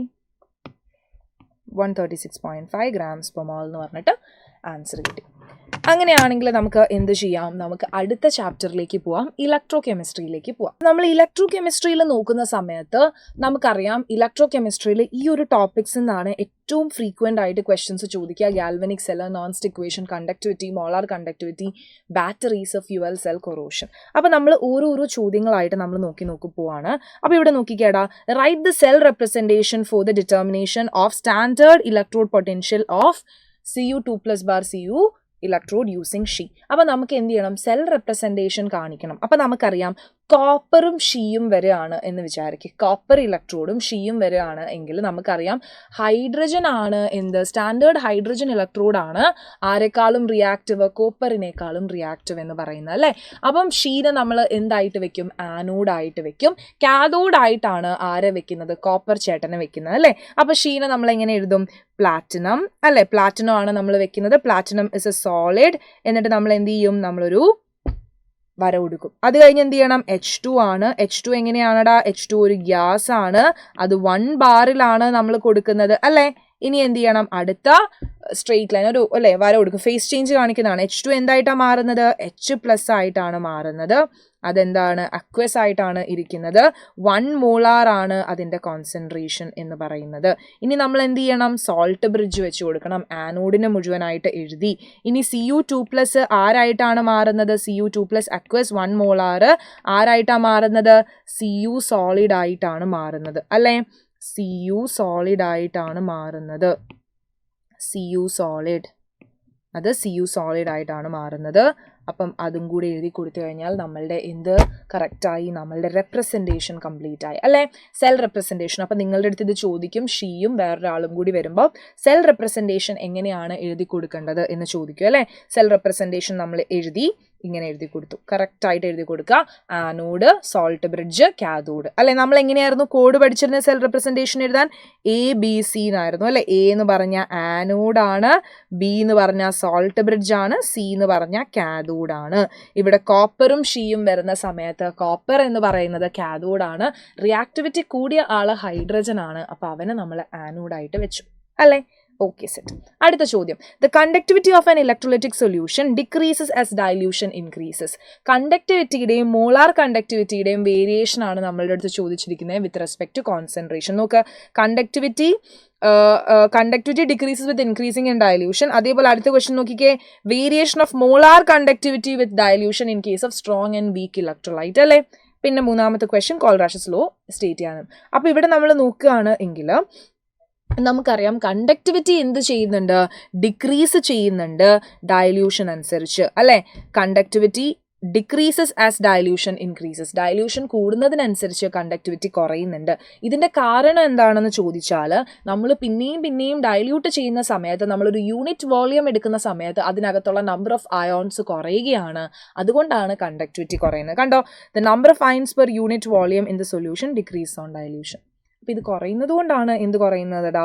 കണ്ടക്ടിവിറ്റി കുറയുന്നത്. അപ്പോൾ അത് ആലോചിക്കുക, കണ്ടക്ടിവിറ്റിയും കോൺസെൻട്രേഷനും ഡയറക്ട്ലി പ്രൊപ്പോർഷണൽ ആണ്. കോൺസെൻട്രേഷൻ കുറഞ്ഞാൽ കണ്ടക്ടിവിറ്റി കുറയും, കോൺസെൻട്രേഷൻ കുറഞ്ഞാൽ കണ്ടക്ടിവിറ്റി കുറയും. ഇനി മോളാർ കണ്ടക്ടിവിറ്റിയും കോൺസെൻട്രേഷനും ഇൻവേഴ്സ്ലി പ്രൊപ്പോർഷണൽ ആണ്. കോൺസെൻട്രേഷൻ കുറഞ്ഞാൽ മോളാർ കണ്ടക്ടിവിറ്റി കൂടും. എന്തുകൊണ്ട് നോക്കാം. നമുക്ക് രണ്ട് ആൾക്കാരുടെ കാര്യം പഠിക്കണം, വീക്ക് ഇലക്ട്രോലൈറ്റ്സിന്റെയും സ്ട്രോങ് ഇലക്ട്രോലൈറ്റ്സിന്റെയും. അപ്പൊ സ്ട്രോങ് ഇലക്ട്രോലൈറ്റിന്റെ കേസിൽ മോളാർ കണ്ടക്ടിവിറ്റി ഡൈല്യൂഷൻ അനുസരിച്ച് എന്തുകൊണ്ട് കൂടണു എന്ന് ചോദിച്ചാൽ, ഡൈല്യൂട്ട് ചെയ്യുമ്പോൾ മോളാർ കണ്ടക്ടിവിറ്റി കൂടാനുള്ള കാരണം എന്താണെന്ന് വെച്ചാൽ, ഡൈല്യൂട്ട് ചെയ്യുന്ന സമയത്ത് അയോണുകൾ തമ്മിലുള്ള ഇന്ററാക്ഷൻസ് കുറയണു, ഇവർ തമ്മിലുള്ള ഫോഴ്സ് ഓഫ് അട്രാക്ഷൻ കുറയണു, ഇവർ തമ്മിൽ എന്താ ഡിസ്റ്റൻസ് കൂടണു. അപ്പൊ ഇവർക്ക് എന്താവും? ഫ്രീ ആയിട്ട് മൂവ് ചെയ്യാൻ പറ്റും, ഇവരുടെ അയോണിക് മൊബിലിറ്റി കൂടും. അപ്പൊ അയൺ ഇന്ററാക്ഷൻസ് കുറയുന്നു, ദർബൈ ഇൻക്രീസിങ് ദർ അയോണിക് മൊബിലിറ്റി, ദർബൈ എന്താണ്? അവരുടെ കണ്ടക്ടിവിറ്റി, മോളാർ കണ്ടക്ടിവിറ്റി കൂടുകയാണ് ചെയ്യുന്നത്. ഇനി വീക്ക് ഇലക്ട്രോലൈറ്റ്സിന്റെ കേസ് വരുന്ന സമയത്ത് ഇതേ സെയിം കാര്യം അവിടെയും നടക്കുന്നുണ്ട്. അതായത് അയൺ ഇന്ററാക്ഷൻസ് കുറയുന്നുണ്ട്. അതുകൊണ്ട് തന്നെ എന്താണ്? അവരുടെ അയണിക് മൊബിലിറ്റി കൂടുന്നുണ്ട്. അതേപോലെ തന്നെ വീക്ക് ഇലക്ട്രോലൈറ്റ്സിന്റെ കേസിൽ നമ്പർ ഓഫ് അയോണുകളും കൂടുന്നുണ്ട്. കാരണം വീക്ക് ഇലക്ട്രോലൈറ്റിനെ നമ്മൾ പിന്നെയും ഡൈല്യൂട്ട് ചെയ്യുന്ന സമയത്ത് അതിന്റെ ഡിഗ്രി ഓഫ് ഡിസോസിയേഷൻ കൂടുന്നുണ്ട്.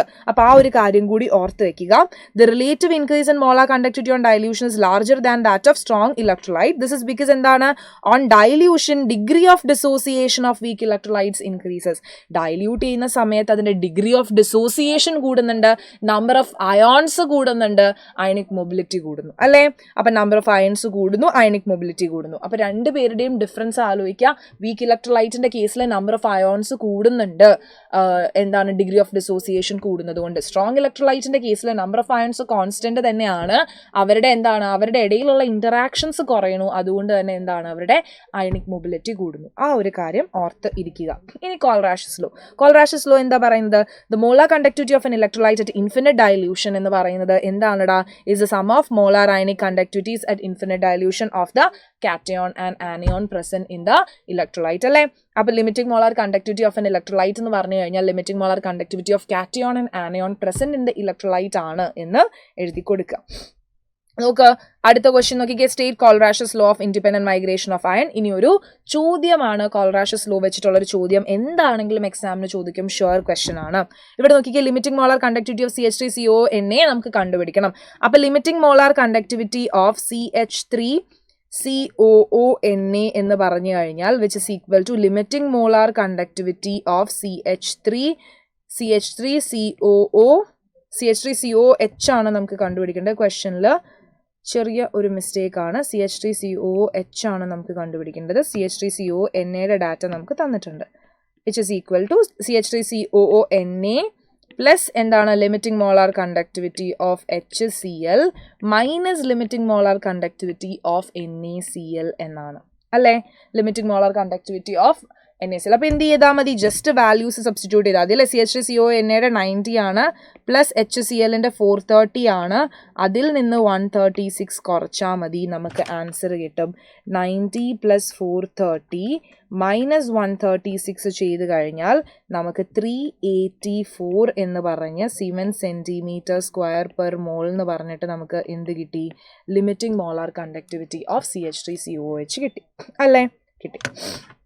ഇനി ഇതാ നമുക്ക് അടുത്ത ചോദ്യം നോക്കാം. കൊറോഷനിൽ നിന്നാണ്. Define corrosion, write any 2 methods for the prevention. Corrosion എന്താണ്, അതിന്റെ പ്രിവെൻഷൻ മെഷേഴ്സ്, അതേപോലെ തന്നെ ഫ്യൂവൽ സെല്ലും അതിന്റെ അഡ്വാൻറ്റേജസും. ഫ്യൂവൽ സെല്ലും അഡ്വാൻറ്റേജസും ഒരു ഷുവർ ക്വസ്റ്റൻ ആണ് കേട്ടോ. അപ്പോൾ കൊറോഷൻ എന്താണ് എന്ന് പറഞ്ഞു കഴിഞ്ഞാൽ നമുക്കറിയാം, സ്ലോ ഡിസ്ട്രക്ഷൻ ഓഫ് മെറ്റൽ ആണ്. അറ്റ്മോസ്ഫിയറിക് ഗ്യാസസ് അല്ലെങ്കിൽ അറ്റ്മോസ്ഫിയറിലുള്ള മോയ്സ്ചർ കാരണം മെറ്റലിന്റെ സ്ലോ ഡിസ്ട്രക്ഷനെയാണ് നമ്മൾ എന്ത് വിളിക്കുന്നതടാ, കൊറോഷൻ എന്ന് വിളിക്കുന്നത് അല്ലേ, കൊറോഷൻ എന്ന് വിളിക്കുന്നത്. എക്സാമ്പിൾ എന്ന് പറഞ്ഞാൽ ഇരുമ്പ് തുരുമ്പിക്കുന്ന അല്ലെ, റസ്റ്റിംഗ് ഓഫ് അയൺ. അതേപോലെ തന്നെ സിൽവർ ജ്വല്ലറീസ് ഒക്കെ എന്ത് ചെയ്യും, സിൽവർ ടാർണിഷ് ആയി പോകും. നമ്മൾ പറയും അല്ലെ, സിൽവർ കറുത്തുപോയി, അതിനെയാണ് ടാർണിഷിങ് ഓഫ് സിൽവർ. ഇനി നിങ്ങൾ കോപ്പർ ജ്വല്ലറീസ്, കോപ്പറിന്റെ റിംഗ് ഒക്കെ ഇട്ടിട്ടുണ്ടെങ്കിൽ നിങ്ങൾക്ക് കയ്യിലൊരു പച്ച കളർ പിടിക്കുന്നത് കാരണം അതെന്താണ്, ഗ്രീൻ കോട്ടിംഗ് വരും കോപ്പർ സർഫസിൽ അല്ലേ, അതൊക്കെ കൊറോഷന്റെ എക്സാമ്പിൾ ആണ്. ഇനി കൊറോഷന്റെ പ്രിവെൻഷൻ മെത്തേഡ്സ് എന്ന് പറയുമ്പം സാക്രിഫിഷ്യൽ പ്രൊട്ടക്ഷൻ നമുക്ക് ചെയ്യാം. അതായത് ഒന്നുമില്ല, നമ്മുടെ അയണിനേക്കാൾ എന്താണ് നമ്മൾ ചെയ്യുക, അയണിനേക്കാൾ കൂടുതൽ റിയാക്റ്റീവ് ആയിട്ടുള്ള മെറ്റലിനെ നമ്മൾ എന്ത് ചെയ്യും, അതിന്റെ പുറത്ത് കോട്ട് ചെയ്യും അല്ലേ. അപ്പം അറ്റ്മോസ്ഫിയർ ആയിട്ട് എക്സ്പോഷർ വരുമ്പോൾ എന്ത് പറ്റും, ആക്റ്റീവ് ആയിട്ടുള്ള മെറ്റൽ എന്ത് ചെയ്യും, അത് ഓക്സിഡൈസ്ഡ് ആയി പോകും. അതാണ് നമ്മുടെ അയണിനെ പ്രൊട്ടക്ട് ചെയ്യാൻ വേണ്ടിയിട്ട് ഈവൻ മറ്റേ മെറ്റൽ എന്ത് ചെയ്യുമോ, സാക്രിഫൈസ് ചെയ്യും. അതുകൊണ്ടാണ് സാക്രിഫിഷ്യൽ പ്രൊട്ടക്ഷൻ എന്ന് പറയുന്നത്. അപ്പോൾ അയണിന്റെ പുറത്ത് നമ്മൾ സിങ്ക് ആണ് കോട്ട് ചെയ്യുന്നതെങ്കിൽ അതിനെ നമ്മൾ ഗാൽവനൈസേഷൻ എന്നൊക്കെ വിളിക്കും. സിങ്ക് മെറ്റൽ കോട്ട് ചെയ്യുകയാണെങ്കിൽ അതിനെ നമ്മൾ വിളിക്കുന്ന പേരാണ് ഗാൽവനൈസേഷൻ. അപ്പോൾ ഏതൊക്കെ ആളുകളെ നമുക്ക് യൂസ് ചെയ്യാം, സിങ്കിനെ യൂസ് ചെയ്യാം, Mgനെ യൂസ് ചെയ്യാം, അലുമിനിയം പൗഡർ ഒക്കെ നമുക്ക് എന്ത് ചെയ്യാൻ പറ്റും, ഒരു പ്രൊട്ടക്റ്റീവ് പൗഡർ ആയിട്ട് നമുക്ക് എന്ത് ചെയ്യാൻ വേണ്ടി പറ്റും, യൂസ് ചെയ്യാനായിട്ട് പറ്റും. അതേപോലെ പെയിന്റ് അടിച്ചു കൊടുക്കാനും പറ്റും അല്ലേ. അതാണ് ബാരിയർ പ്രൊട്ടക്ഷൻ എന്ന് പറയുന്നത് അല്ലേ. പെയിന്റ് ചെയ്യാം, മെറ്റൽ സർഫസിനെ നമുക്ക് പെയിന്റ് ചെയ്ത് കൊടുക്കാം, അല്ലെങ്കിൽ ബിസ്ഫീനോൾ എന്ന് പറയുന്ന കെമിക്കൽസ് ഒക്കെ വെച്ച് നമുക്ക് എന്ത് ചെയ്യാം, മെറ്റൽ സർഫസിനെ കോട്ട് ചെയ്ത് വെക്കാം. സോ ദാറ്റ് കൊറോഷൻ നമുക്ക് പ്രിവെന്റ് ചെയ്യാനായിട്ട് പറ്റും അല്ലേ. ഇനി നമുക്ക് അടുത്തത് ഇതേപോലെ എന്താണ്, ആൻറ്റി റസ്റ്റ് സൊല്യൂഷൻസ് യൂസ് ചെയ്യാം. ആൻറ്റി റസ്റ്റ് സൊല്യൂഷൻസ് എന്ന് പറഞ്ഞു കഴിഞ്ഞാൽ റസ്റ്റിംഗ് പ്രിവെന്റ് ചെയ്യുന്ന പോലത്തെ സൊല്യൂഷൻസ് നമുക്ക് യൂസ് ചെയ്യാം. അതായത് ആൽക്കലൈൻ ഫോസ്ഫേറ്റ്, ആൽക്കലൈൻ ക്രോമേറ്റ് ഒക്കെ പോലുള്ള ആൻറ്റി റസ്റ്റ് സൊല്യൂഷൻസ് കോട്ട് ചെയ്ത് കഴിഞ്ഞാൽ നമുക്ക് എന്ത് ചെയ്യാൻ പറ്റും, നമ്മുടെ കൊറോഷൻ പ്രിവെന്റ് ചെയ്യാനായിട്ട് പറ്റും. Okay set. ഇനി അടുത്തത് ഫ്യൂവൽ സെല്ലുകൾ എന്താണെന്നാണ് ഷുവർ ആയിട്ട് ചോദിക്കും കേട്ടോ. ഈ ഫ്യൂവൽ സെൽ എന്നുള്ള ക്വസ്റ്റനും ഫ്യൂവൽ സെല്ലുള്ള anode cathode and net reaction എഴുതാനും ചോദിക്കും. കാരണം ഇത്തവണ ബോർഡ്സിന് ചോദിച്ചു അല്ലെ, വരയ്ക്കാനും നെറ്റ് റിയാക്ഷൻസ് എഴുതാനും അഡ്വാൻറ്റേജസും 2025 ചോദിച്ച ചോദ്യമായിരുന്നു. അപ്പോൾ ഫ്യൂവൽ സെൽസ് എന്ന് പറഞ്ഞു കഴിഞ്ഞാൽ ഇവരെന്ത് ചെയ്യും, ഫ്യൂവലിൽ നിന്നുള്ള എനർജി ഡയറക്റ്റ്ലി എന്തായിട്ട് മാറ്റും, ഇലക്ട്രിക്കൽ എനർജി ആക്കി മാറ്റും. അങ്ങനെയുള്ള ആളുകളെയാണ് നമ്മൾ ഫ്യൂവൽ സെൽ എന്ന് വിളിക്കുന്നത് അല്ലേ. അപ്പോൾ ഏതൊക്കെ ഫ്യൂവൽസാണ് യൂസ് ചെയ്യുക, H2, CO, CH4, C3, H8 ഒക്കെയാണ് നമ്മൾ യൂസ് ചെയ്യുന്നത്. അപ്പൊ ഡയറക്ട്ലി എന്ത് ചെയ്യാണ്, ഇതിനെ ഇലക്ട്രിക്കൽ എനർജി ആക്കി മാറ്റുകയാണ് അല്ലേ. അപ്പം അതിൽ ഫേമസ് ആയിട്ടുള്ള ആളാണ് നമ്മളുടെ H2O2 ഫ്യൂവൽ സെൽ എന്ന് പറയുന്നത്. ഇതിന്റെ അഡ്വാൻറ്റേജ് എന്താണെന്ന് ചോദിച്ചാൽ ബൈ പ്രോഡക്റ്റ് ആയിട്ട് കിട്ടുന്ന ആള് എന്ന് പറയുന്നത് വാട്ടർ ആണ്. ഈ വാട്ടറിന് നമുക്ക് എന്ത് ചെയ്യാൻ പറ്റും, ഡ്രിങ്കിങ് പർപ്പസിന് യൂസ് ചെയ്യാനായിട്ട് പറ്റും. അതുകൊണ്ട് തന്നെ വാട്ടർ ബൈ പ്രോഡക്റ്റ് ആയിട്ട് കിട്ടുന്നത് കൊണ്ട് തന്നെ എന്താണ്, അത് പൊല്യൂഷൻ ഫ്രീ ആണ്, എക്കോ ഫ്രണ്ട്ലി ആണ്. ഇനി എന്താ, അതിന് കൺവെൻഷണൽ ആയിട്ടുള്ള സെൽസിനെ നോക്കുമ്പോൾ ഹയർ എഫിഷ്യൻസി ഉണ്ട്, 70% എഫിഷ്യൻസി ഉണ്ട്. കൺവെൻഷണൽ ആളുകളെ നോക്കുമ്പോഴത്തേക്കും അതിന്റെ എഫിഷ്യൻസി 70% ആണ് വരുന്നത്. ഫ്യൂവൽസ് സപ്ലൈ ചെയ്ത് കൊടുത്തു കഴിഞ്ഞാൽ എന്ത് പറ്റും, ഇത് കണ്ടിന്യൂസ്ലി വർക്ക് ചെയ്തുകൊണ്ടിരിക്കും. ഇതൊക്കെ അഡ്വാൻറ്റേജസ് ആണ്. പലപ്പോഴും അഡ്വാൻറ്റേജസ് ചോദിച്ചു കണ്ടിട്ടുണ്ട്, എന്തായാലും പഠിക്കണം. ഇനി നമുക്ക് എന്ത് ചെയ്യാം, ഈ ഒരു ചോദ്യം കൂടി നമുക്ക് നോക്കാം. ഇലക്ട്രോ കെമിസ്ട്രിന്ന് നോക്കുക. Calculate electrode potential of hydrogen electrode in contact with 0.01 molar H+ iron solution അല്ലേ. നമുക്കറിയാം 2025 ചോദിച്ച ക്വസ്റ്റൻ ആണ്. നമുക്ക് കണ്ടുപിടിക്കേണ്ടത് എന്താണ്, നോൺ സ്റ്റിക്വേഷൻ വെച്ച് നമുക്ക് കണ്ടുപിടിക്കാം അല്ലെ. ഹൈഡ്രജൻ ഇലക്ട്രോഡ് ആണ്. അപ്പം H+ 2 ഇലക്ട്രോൺസ് മേടിച്ച് H2 ആവുകയാണ് ചെയ്യുന്നത്. അപ്പം നമുക്കറിയാം E cell is equal to എന്താണ്, which is equal to E0 cell minus 0.0591 divided by n log concentration of ആര് വരും, concentration of H2 വരും. അത് ഗ്യാസ് ആയിട്ടാണ് ഇരിക്കുന്നത്, divided by concentration of H+ the whole square എന്ന് വരും. അപ്പോൾ ഈ H2ന്റെ കോൺസെൻട്രേഷൻ നമ്മൾ കൺസിഡർ ചെയ്യേണ്ട ആവശ്യമില്ല, കാരണം H2 ഗ്യാസ് ആയിട്ടാണ് ഇരിക്കുന്നത്. അതിൻ്റെ എന്താണ് പാർഷ്യൽ പ്രഷറാണ് നമ്മൾ എടുക്കുന്നത്. ഇത് എത്രയിലാണ് ഇരിക്കുന്നത്? ഇത് 1 ബാറിലാണ് ഇരിക്കുന്നത്. സോ ഇവിടെ നമുക്ക് 1 എന്നിടാം അല്ലെ, ഡിവൈഡഡ് ബൈ H+ന്റെ കോൺസെൻട്രേഷന്റെ സ്ക്വയർ ആണ്. അപ്പം നമുക്കറിയാം ഹൈഡ്രജൻ ഇലക്ട്രോഡ് ആവുന്ന സമയത്താണെങ്കിൽ എന്ത് ചെയ്യാം, അതിൻ്റെ E0 സെൽ എന്ന് പറയുന്നത് എത്രയാണെടാ? 0 വോൾട്ട് ആണ് അല്ലെ. ഹൈഡ്രജൻ ഇലക്ട്രോഡിൻ്റെ സ്റ്റാൻഡേർഡ് ഹൈഡ്രജൻ ഇലക്ട്രോഡാണ്, അവൻ്റെ E0 സെൽ എന്ന് പറയുന്നത് 0 വോൾട്ട് ആണ്. അപ്പം നമുക്ക് അതിൻ്റെ ഈ സെല്ല് കണ്ടുപിടിക്കാമല്ലോ. Electrode potential is equal to 0 minus 0.0591 divided by എന്നിൻ്റെ വാല്യൂ എത്രയാ? 2 ഇലക്ട്രോൺസിനെയാണ് വാങ്ങിച്ചിരിക്കുന്നത് അല്ലെ. നമ്പർ ഓഫ് ഇലക്ട്രോൺസ് എത്രയാണ് വന്നിരിക്കുന്നത്? 2 ആണ് വന്നിരിക്കുന്നത്. അപ്പോൾ divided by 2 log 1 divided by H+ന്റെ കോൺസെൻട്രേഷൻ എത്ര തന്നിരിക്കുന്ന ചോദ്യത്തിൽ? 0.01 ആണ്. 0.01 അതിൻ്റെ square which is equal to ഈ സെല്ലിൻ്റെ വാല്യൂ നമുക്ക് കിട്ടുമല്ലോ, -0.0591 ഡിവൈഡഡ് ബൈ 2 ഇൻറ്റു ലോഗ് എന്ത് വരും? ലോഗ് 1 ഡിവൈഡഡ് ബൈ 0.01ന്റെ square which is equal to നമുക്ക് ആൻസർ കിട്ടും -0.1182 വോൾട്ട് എന്ന് പറഞ്ഞ് നമുക്ക് ഈ സെല്ലിൻ്റെ വാല്യൂ കിട്ടും. ഇവിടെ ഞാൻ എന്താ ചെയ്തത്? ഹൈഡ്രജൻ ഇലക്ട്രോഡിൻ്റെ പൊട്ടൻഷ്യൽ കണ്ടുപിടിക്കാനാണ് നമ്മളുടെ അടുത്ത് ചോദ്യത്തിൽ പറഞ്ഞിരുന്നത് അല്ലേ. അപ്പോൾ നമുക്കറിയാം ഹൈഡ്രജൻ ഇലക്ട്രോഡിൻ്റെ ഇക്വേഷൻ നമ്മൾ എഴുതി അല്ലേ. H+ എന്തായിട്ട് മാറുകയാണ്? H2 ആയിട്ട് മാറുകയാണ് അല്ലേ. അപ്പം 2H+ 2 ഇലക്ട്രോൺ മേടിച്ച് H2 ആയിട്ട് മാറുകയാണ് ചെയ്യുന്നത്. അപ്പോൾ E cell is equal to E0 cell -0.0591 by n log ആരുടെ കോൺസെൻട്രേഷൻ വരും? H2ന്റെ കോൺസെൻട്രേഷൻ ബൈ H+ന്റെ കോൺസെൻട്രേഷൻ. H2 ഗ്യാസ് ആയതുകൊണ്ട് നമ്മൾ എന്ത് ചെയ്യും? അതിൻ്റെ പ്രഷറാണ് എടുക്കണം അല്ലേ. പാർഷ്യൽ പ്രഷറാണ് കൺസിഡർ ചെയ്യുക. അത് 1 ബാറാണ്. അപ്പോൾ ആ 1 നമ്മൾ എടുത്തു ഡിവൈഡഡ് ബൈ H+ന്റെ കോൺസെൻട്രേഷൻ അല്ലേ. അതിൻ്റെ സ്ക്വയർ എന്തുകൊണ്ട് എടുത്തു മിസ്? ഇവിടെ 2 ഉണ്ട്, അതാണ് നമ്മൾ സ്ക്വയർ എടുത്തത്. അപ്പോൾ നമുക്ക് ഇവിടെ എന്ത് കിട്ടി? സബ്സ്റ്റിറ്റ്യൂട്ട് ചെയ്തപ്പം ആൻസർ കിട്ടി. നോക്ക്, ഇത്തവണ ചോദിച്ച ക്വസ്റ്റൻ ആണ്. സിമിലർ ക്വസ്റ്റൻ അവർക്ക് എന്ത് ചെയ്യാം? മേക്ക് ചെയ്യാനായിട്ട് പറ്റും. അപ്പോൾ അതുകൊണ്ട് തന്നെയാണ് ഈ ഒരു ചോദ്യം മിസ് വെച്ചത്. അപ്പം നമ്മൾ എന്ത് ചെയ്തു? ഇത്രയും ക്വസ്റ്റ്യൻസ് നോക്കി. ഇനി നമുക്ക് അടുത്ത ചാപ്റ്ററിലേക്ക് പോകാം, കെമിക്കൽ കൈനറ്റിക്സ്. അപ്പോൾ കെമിക്കൽ കൈനറ്റിക്സിലേക്ക് പോകുന്ന സമയത്ത് ഹാഫ് ലൈഫിൻ്റെ അല്ലേ, നമ്മുടെ കെമിസ്ട്രിയിൽ നിന്ന് ഒരു ഡെറിവേഷൻ ചോദിക്കണമെങ്കിൽ അത് കെമിക്കൽ കൈനറ്റിക്സ് എന്നാണ്. ഹാഫ് ലൈഫിൻ്റെ ഡെറിവേഷൻ എന്താണെങ്കിലും ചോദിക്കും അല്ലേ. പിന്നെ ഇൻറ്റഗ്രേറ്റഡ് റേറ്റ് ഇക്വേഷൻസ് വെച്ച് പ്രോബ്ലംസ് ചോദിക്കും, അറീനിയസ് ഇക്വേഷനും ചോദിക്കും. ഇതാണ് മോസ്റ്റ്ലി കെമിക്കൽ കൈനറ്റിക്സിന് കണ്ടുവരുന്നത്. അപ്പം ഹാഫ് ലൈഫിൻ്റെ ഡെറിവേഷൻ അല്ലേ ഇത്തവണയും ചോദിച്ചിരുന്നു. നമുക്കത് ഡെറൈവ് ചെയ്യാം. നോക്കുക, derive an expression for half life of a first order reaction from its integrated rate equation. അപ്പോൾ ഫസ്റ്റ് ഓർഡർ റിയാക്ഷൻ്റെ ഇൻറ്റഗ്രേറ്റഡ് റേറ്റ് ഇക്വേഷൻ നമുക്കറിയാം. K is equal to 2.303 divided by T log എന്ത് വരും? R0 ഡിവൈഡഡ് ബൈ R ആണ് നമ്മളുടെ integrated rate equation for a first order reaction. നമുക്കറിയാം time എന്ന് പറയുന്നത് at T is equal to T½ ആകുന്ന സമയത്ത്, ടൈം T½ ആകുന്ന സമയത്ത് നമുക്കറിയാം ഫൈനൽ കോൺസെൻട്രേഷൻ എന്ന് പറയുന്നത് എന്തായിരിക്കും എടാ? ഇനിഷ്യൽ കോൺസെൻട്രേഷൻ്റെ പകുതി ആയിരിക്കും അല്ലേ. ഇത് സബ്സ്റ്റിറ്റ്യൂട്ട് ചെയ്ത് കൊടുത്താൽ മതി. ഇത് ഈ ഇക്വേഷനിൽ സബ്സ്റ്റിറ്റ്യൂട്ട് ചെയ്ത് കൊടുത്താൽ മതി. നമുക്കറിയാം K is equal to 2.303 divided by ടൈമിന് ഞാൻ T½ എന്ന് കൊടുത്തു. ലോഗ് ആദ്യം R0 ആണ്. ഇപ്പോഴത്തെ R എത്രയാണ്? R0ൻ്റെ പകുതിയാണ് അല്ലേ. ഇത് സബ്സ്റ്റിറ്റ്യൂട്ട് ചെയ്ത് കൊടുത്തു. നമുക്ക് T½ ആണ് കണ്ടുപിടിക്കേണ്ടത്. അപ്പം ഞാൻ ഇതിനെ എന്ത് ചെയ്യാൻ പോവാണ്? T½ ടേംസിൽ എഴുതാൻ പോവാണ്. T½ ടേംസിൽ എഴുതുമ്പം T½ is equal to 2.303 divided by K. Log എന്ത് വരും? R0 കട്ട് ചെയ്ത് പോയി, അടിയിലത്തെ 2 മുകളിലേക്ക് വന്നിട്ട് ലോഗ് 2 എന്നായി. സോ നമുക്ക് T½ എന്ത് വരും ഇവിടെ? 2.303 ഇൻറ്റു ലോഗ് 2 ചെയ്യുമ്പം T½ is equal to 0.693 divided by K എന്ന് വരും. ഇതാണ് എന്ത്? T½ of a first order reaction. ഇങ്ങനെ തന്നെ എന്ത് ചെയ്യണം? ഡെറിവേഷൻ എഴുതി കൊടുക്കണം. 2 മാർക്കിൻ്റെ ചോദ്യമാണ്. വളരെ ഈസി ആയിട്ട് നമുക്ക് ഡെറൈവ് ചെയ്യാനായിട്ട് പറ്റും. ഈ T½ വെച്ചിട്ട് എന്ത് ചെയ്യും? ഡയറക്റ്റ് ന്യൂമറിക്കൽ ക്വസ്റ്റ്യൻസും വരും. സിമ്പിൾ ആണ് അല്ലേ. നമുക്ക് അടുത്ത ചോദ്യത്തിലേക്ക് പോകാം. For the reaction 2NO plus O2 giving 2NO2, experiment shows that the rate R is directly proportional to NO the whole square and R is directly proportional to O2. If so, rate equation formulate ചെയ്യാനാണ് ചോദിച്ചിരിക്കുന്നത്. rate is equal to നമുക്ക് എങ്ങനെ എഴുതാം? rate constant into NOയുടെ സ്ക്വയറും O2 ഇങ്ങനെ അല്ലേ. O2 raised to 1 ആണ് വരുന്നത്. അങ്ങനെയാണെങ്കിൽ ഓർഡർ എത്രയാണ് വരിക? 2 + 1 അല്ലേ. ഈ 2 + 1 അതാണ് ഓർഡർ എന്ന് പറയുന്നത്.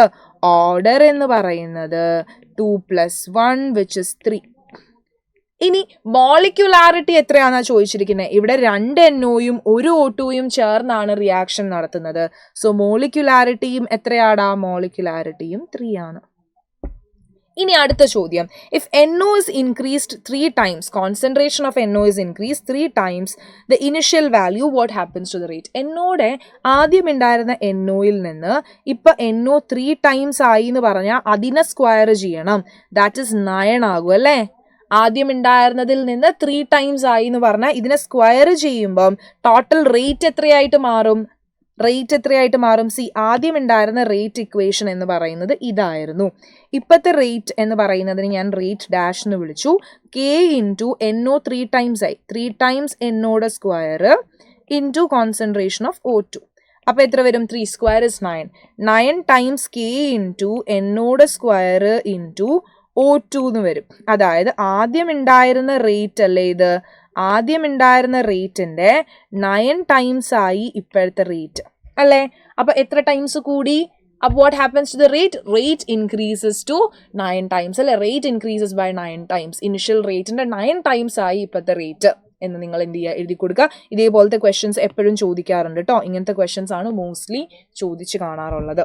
അടുത്തൊരു ക്വസ്റ്റ്യൻ കണ്ടോ, what is meant by half life of a reaction? എന്താണ് half life of a reaction എന്ന് പറയുന്നത്? നമുക്കറിയാം half life of a reaction എന്ന് പറഞ്ഞു കഴിഞ്ഞാൽ എന്താണ്? It is a time taken to reduce the concentration of reactants to half of its initial concentration. ആദ്യം ഉണ്ടായിരുന്ന കോൺസെൻട്രേഷൻ്റെ പകുതിയാകാൻ വേണ്ടി എത്ര എടുത്തു? ഇനിഷ്യൽ കോൺസെൻട്രേഷൻ്റെ പകുതിയാകാൻ വേണ്ടി എടുത്ത സമയം, അതിനെയാണ് നമ്മൾ ഹാഫ് ലൈഫ് എന്ന് വിളിക്കുന്നത് അല്ലേ?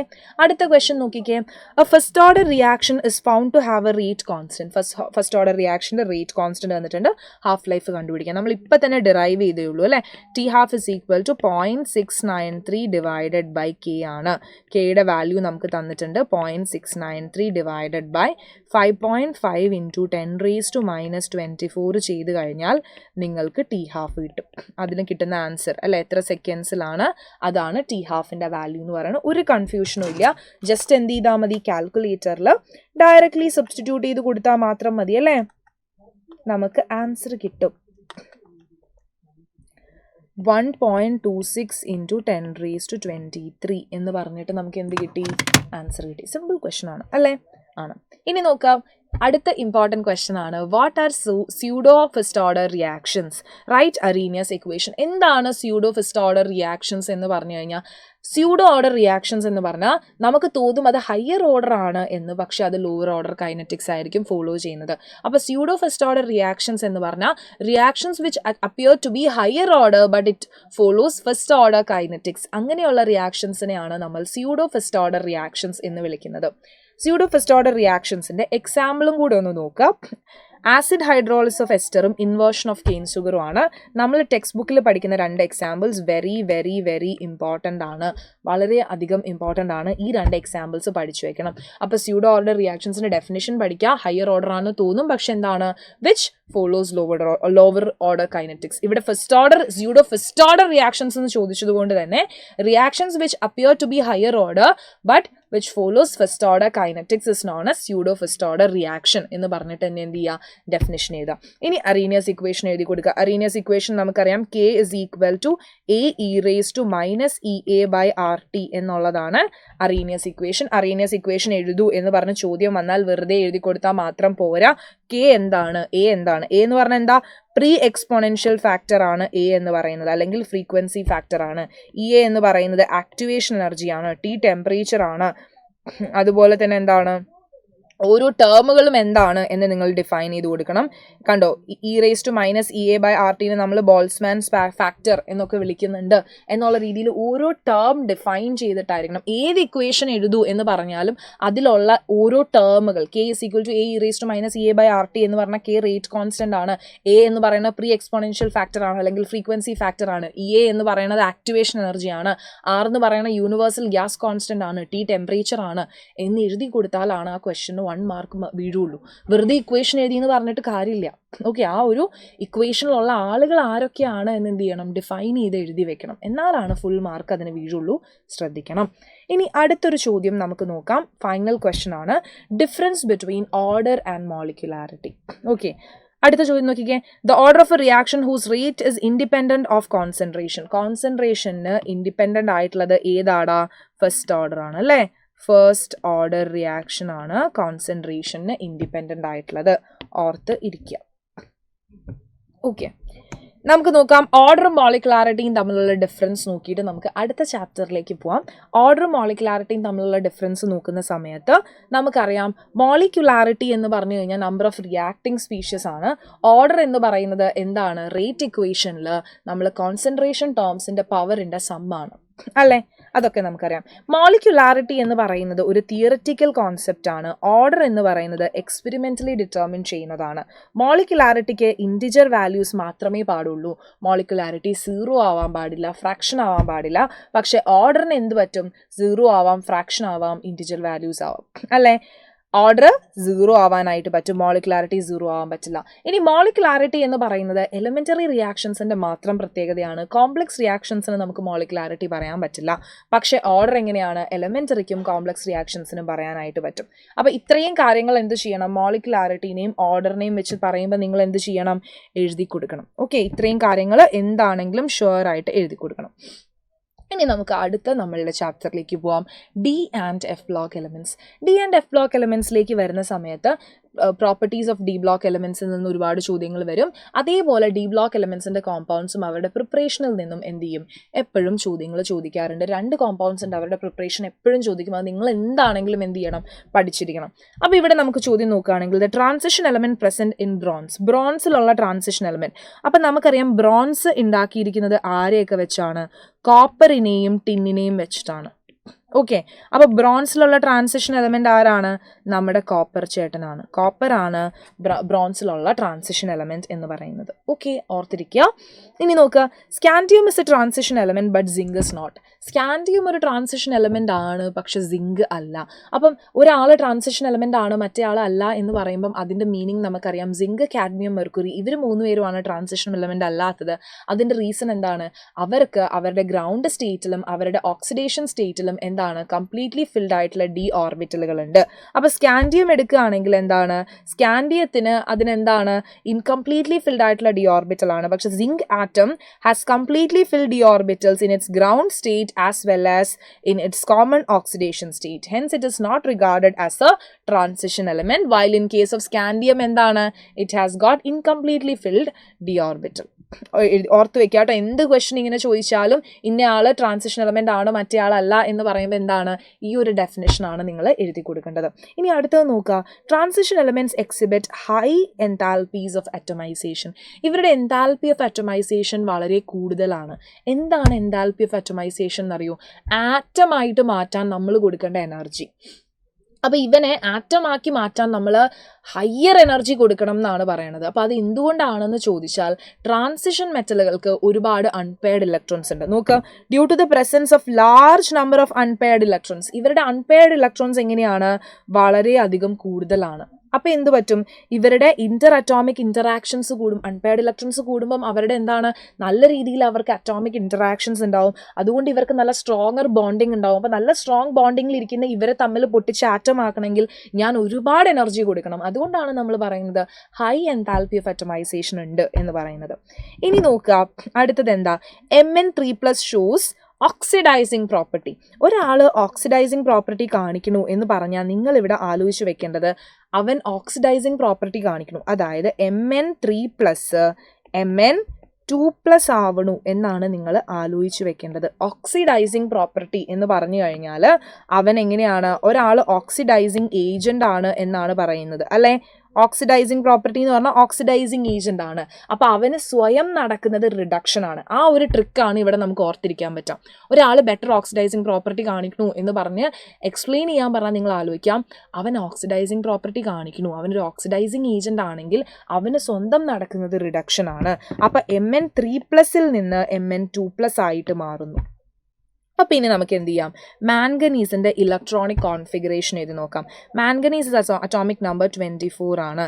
അപ്പോൾ നമുക്കറിയാം മാംഗനീസിന് എന്ത് വരും? ആർഗൺ 3D 5, 4s 2 വരും അല്ലേ? ഇനി Mn എന്തായിട്ടാണ് വരുന്നത്? Mn3+ ആകുമ്പം അത് 3D 4 ആയിട്ടാണ് ഇരിക്കുന്നത്. അല്ലേ? ഇനി Mn2+ ആവുന്ന സമയത്ത് അത് 3d5 ആയിട്ടാണ് ഇരിക്കുന്നത്. അപ്പൊ 3d4 3d5 ആവാനല്ല ഇഷ്ടം. അവന് 3Dയിൽ 5 ഇലക്ട്രോൺസ് ആകുമ്പം അവന് എക്സ്ട്രാ സ്റ്റെബിലിറ്റി ഉണ്ട്. അതുകൊണ്ടാണ് അവൻ ഓക്സിഡൈസിങ് പ്രോപ്പർട്ടി കാണിക്കുന്നത്. Mn3+ പെട്ടെന്ന് തന്നെ Mn2+ ആയിട്ട് മാറുന്നതിന്റെ റീസൺ അതുകൊണ്ടാണ്. നോക്കുക, it readily gains an electron to achieve a more stable half-filled d5 electronic configuration when it is reduced to Mn2+. Mn2+ ആകുമ്പം അവന് വളരെ സ്റ്റേബിൾ ആയിട്ടുള്ള d5 കോൺഫിഗറേഷൻ ഉണ്ട്. അപ്പം ഇങ്ങനത്തെ ഏത് ചോദ്യം ചോദിച്ചാലും ഇന്നയാൾ ഓക്സിഡൈസിങ് പ്രോപ്പർട്ടി കാണിക്കണു എന്ന് പറയുമ്പോൾ നിങ്ങൾ എന്ത് ചെയ്യണം?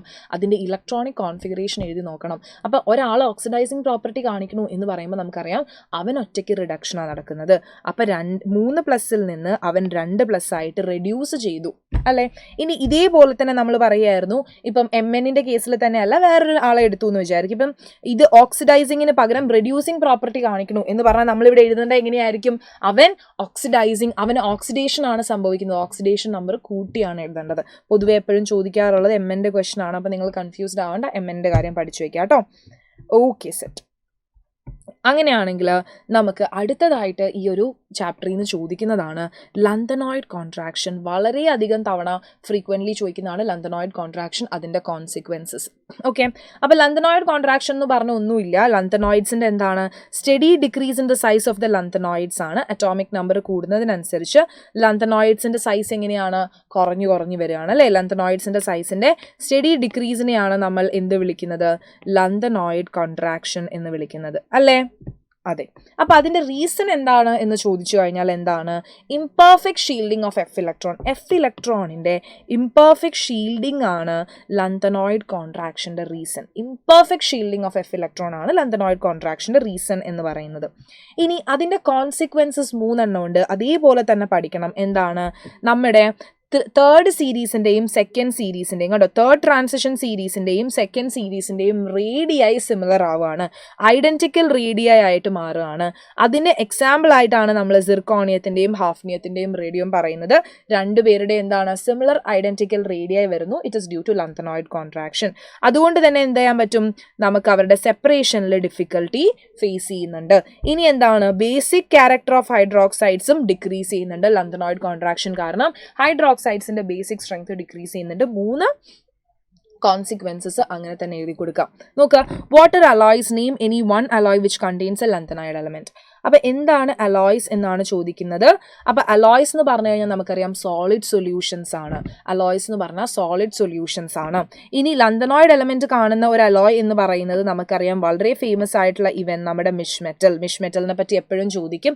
അതിൻ്റെ യൂസ് എന്താണ്? ബുള്ളറ്റ് ഉണ്ടാക്കാനും ഷെൽ ഉണ്ടാക്കാനും ലൈറ്റർ ഫ്ലിന്റ് ഉണ്ടാക്കാനും ഒക്കെ നമ്മൾ മിഷ് മെറ്റലിനെ യൂസ് ചെയ്യും. അതിലെന്താണ്? 95% എന്താണ്? ലന്തനൈഡ്സ് ആണ് വരുന്നത്. 5% അയൺ വരുന്നുണ്ട്. പിന്നെ ബാക്കി ചില എലമെന്റ്സ് ട്രേസസിലും വരുന്നുണ്ട്. ഓർത്ത് ഇരിക്കണം. ഇനി നമുക്ക് നമ്മളുടെ അവസാനത്തെ ചാപ്റ്ററിലേക്ക് പോകണം, ബയോമോളിക്യൂൾസിലേക്ക് പോകുന്ന സമയത്ത് നമുക്കറിയാം ബയോമോളിക്യൂൾസിൽ നിന്ന് ചോദിക്കുന്ന ക്വസ്റ്റ്യൻസ് എപ്പോഴും എങ്ങനെയായിരിക്കും? ബേസിക്കലി ജനറലി എല്ലാ ക്വസ്റ്റ്യൻസും ഒരേ പാറ്റേണിലായിരിക്കും ചോദിക്കുക.